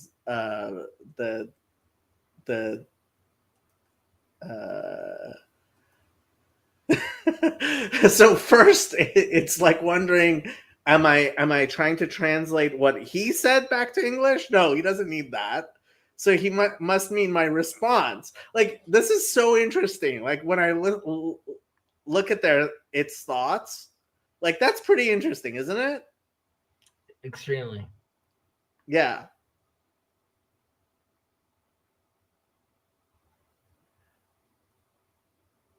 No, I just want I just want your answer translated into English.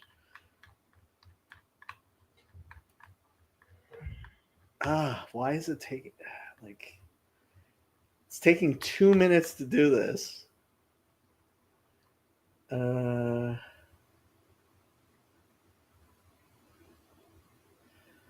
He thinks that Khamenei's son is going to be the next Ayatollah.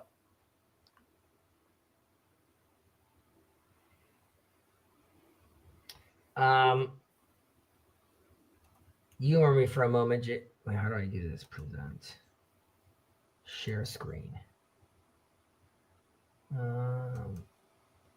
Share. Do you see the screen? My screen? Yes. Okay. You read this with me for a moment before we leave? Sure. Okay. The complexity, I gave it like ideas and it wrote it out to me, obviously. The complexity of the Messianic concept. There's a problem with the concept of the Messiah, and I need to explain it. First, it's important to recognize that all matters concerning Messiah at the end of days and the resurrection of the dead in the world to come, and the reincarnation are full of contradictions and unresolved questions, as you and I often talk about the Rambam, like sort of not running to deal with these things. For most people, these ideas are unstructured. They lack a coherent. Who's your audience for this? What do you mean, right now? Yeah. No, I was talking to, I mentioned. You're just discussing with ChatGPT to see. Correct, and then like this is like the final version it gave to me of like the ideas and written it out like in like a Sudar form, sort of. Okay. But the real problem with Messiah is that it's not just a theoretical issue; it's a practical one. There's always been messianic tension within the Jewish people, surfacing repeatedly throughout history. However, in the past 100 years, it exploded time and time again. We live in the midst of this issue, so we must address it. Obviously, I believe that it has exploded. The root of the messianic problem, the Bible. Like all significant issues, the messianic idea starts in the Bible. Interestingly, the term Mashiach appears 39 times in the Bible, but never in the sense of a personal figure who will lead Israel in the future. In the Torah, Mashiach is mentioned only once, referring to anointed priest, HaKohen HaMashiach. However, the concept of future leader of Israel is present in the Bible. The issue arises when we compare the different biblical descriptions of figures that don't describe they don't describe the same person. For example, the book of Jeremiah, I don't know, I have to see if this chapter and verse are actually correct, describes a future righteous leader, the Tzemach Tzaddik, who will fight wars, lead Israel, liberate land from the enemies, and rule over Judah and Israel. This closely resembles the Messiah described in Maimonides, who states the Messiah will fight the wars of God, impose Torah observance, and be a political king. This kind of Messiah is also found in Hosea and in Ezekiel, where David's descendant is portrayed as an eternal ruler. The political military Messiah is one of the Rambam describes in Hilchot Melachim. If there's only one kind of Messiah, things would be straightforward, but it's not that simple. The book of Isaiah represents a very different Messiah. This figure descends from Jesse. Choter Megeze Ishai is not a warrior king, but a prophet and a man of spirit. His leadership is not based on military might, but on wisdom, justice, and righteousness. He judges not by the appearance, but through divine insight. And he defeats the wicked not with the sword, but with the breath of his lips. This is a spiritual Messiah, unlike the political military one. Thus, we already see a fundamental split in the biblical vision of the Messiah. A political military leader, descendant of David, who ruler fights wars and establishes Jewish sovereignty. A spiritual prophet who leads through wisdom and divine inspiration. If that weren't complicated enough, there's another Messiah in the Bible, a non-Jewish Messiah. Cyrus, the Persian king, is simply called Mashiach Hashem, God's anointed one in Isaiah. And if that wasn't enough, Chazal, the sages, identify yet another figure, Messiah, King Hezekiah. The Talmud Sanhedrin states that the God wanted to make Hezekiah king, the Messiah, and says Karib, the figure of Gog and Magog, but Hezekiah failed to sing praise, so he lost that role. This means that the Messiah is not a single predetermined individual, but a potential role that appears throughout history. So far, we're good? Yeah. 4 types of Messiah. The Talmud and Sanhedrin record the strange discussion about the Messiah, which you opened up this week. Rabbi Shiloh, right? Obviously, the schools also, like Shiloh connects to Rabbi Shiloh as well, of course. Students say Shiloh. Rabbi Yanai say Yinon. Rabbi Hanina says Hanina. Others say his name is Menachem ben Chizkiah. These 4 names, Menachem, Shiloh, Yinon, Hanania, and form the acronym Mashiach, right? This suggests that there are multiple aspects of Messiah. Menachem, the comforter, a figure who provides consolation in exile, symbolized by the Lubavitcher Rebbe. Hanina, the gracious, a leader who focuses on settling the land of Israel associated with Zionism figures like Rav Kook. Shiloh, the ruler, a political military leader akin to King David or Bar Kochva. Yinon, the eternal one, a purely spiritual Messiah prophetized in Isaiah and resonating with the figures like Rabbi Nachman. Conclusion, a multi-dimensional Messianic vision. There is no one Messiah. There are multiple Messianic roles, and each person or movement may embody a different aspect of that redemption. So this is where you got your stuff when you were started talking about the Rebbe? That's not where I got my stuff. This is then after I said that, I said I'm going to put it into ChatGPT and try to make like Seder out of it. But even looking at this is still like, this is still too shorthand, I think, like to have a, like I was thinking of like, would I send this to RJ? But I think it's still too, not enough information. Maybe I need to deep search it. But what do you think about that idea? I don't like it. You don't like it. I don't like it. Like when I think of the various types of Mashiach, like I think of the 4 craftsmen of the apocalypse and Ezekiel, right? So there's Mashiach ben David and Mashiach ben Yosef, and right. Well, Mashiach, in theory, according to, let's say, according to this, right? Mashiach ben Yosef would be Hanania. So apparently, the Rebbe at one point asked, "How come the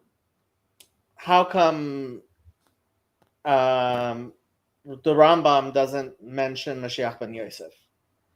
And apparently, the Rebbe's understanding was that Mashiach ben Yosef is Chazkas Mashiach, and Mashiach ben David is Mashiach Vada. Right, so you could read into that again, like sort of the potential of like it could happen this way. It doesn't have to happen that way, right? Like we could look at the prophecies as these are timelines, right? Like it depends how you act, and you might have. It could be that where you are as a nation, you're going to need the Rambam's version of Mashiach, and it could be that we talk about this Yinon version of Mashiach, right? You don't necessarily need the political leader warrior, and you're in a different state. See, I don't like this. You're mixing Piskei Din with Agadata. Oh, this is also something that I mentioned. This is something, and we'll end on this because I do got to work. It's something that I mentioned on yesterday's stream, which is you agree with me that the Talmud, right, is not a perush of the Mishnah. It's a perush yotzer of the Mishnah, right? Mm-hmm. As in, it's not just an interpretation. It's not just, we're not just interpreting the Mishnah, right? They are like the Talmud is interpreting and expanding, right? They're building a new thing. Okay. So my argument would be that is Limud Torah. You of course have to be aware of the context of Chazal, but that doesn't mean that when I'm learning Torah, and again, obviously there's levels to this. Right now in this discussion and what you see over here in ChatGPT, part of the Limud Torah process is mixing and matching those things. I'm not a decider. I'm working on ideas right now and trying to understand these texts using other texts as well. But that is what the Gemara was doing. The Gemara was like, no one was coming to like Rav Meir being like, hey, 1 second, you took that pasuk and you connected to that drash. Who let you do that move? No one let me do that move. I associated them together and this makes sense to me. And then another rabbi comes and says, you're wrong about that. And that's fine. But that wasn't a move that he wasn't allowed to make. Today, in today's age, it's like we learn it according to what Chazal taught us, and that's it. And why would you expand on that? Why would you mean why do I expand on that? I'm just doing what they were doing. One has to be very careful, just to be clear. If one is again like giving a psak halacha, right? There's ways as that happens, right? So even if as liberal as I want to be, right? There's a method to that. I'm saying specifically on Limud Torah, I don't think it's, you of course need to be doing it with the glasses of Chazal, but that doesn't mean that you can't adjust your lenses. Okay, so this is the problem. Like, I think that, like, for me, it's HaKadosh Baruch Hu, before he gave the Torah to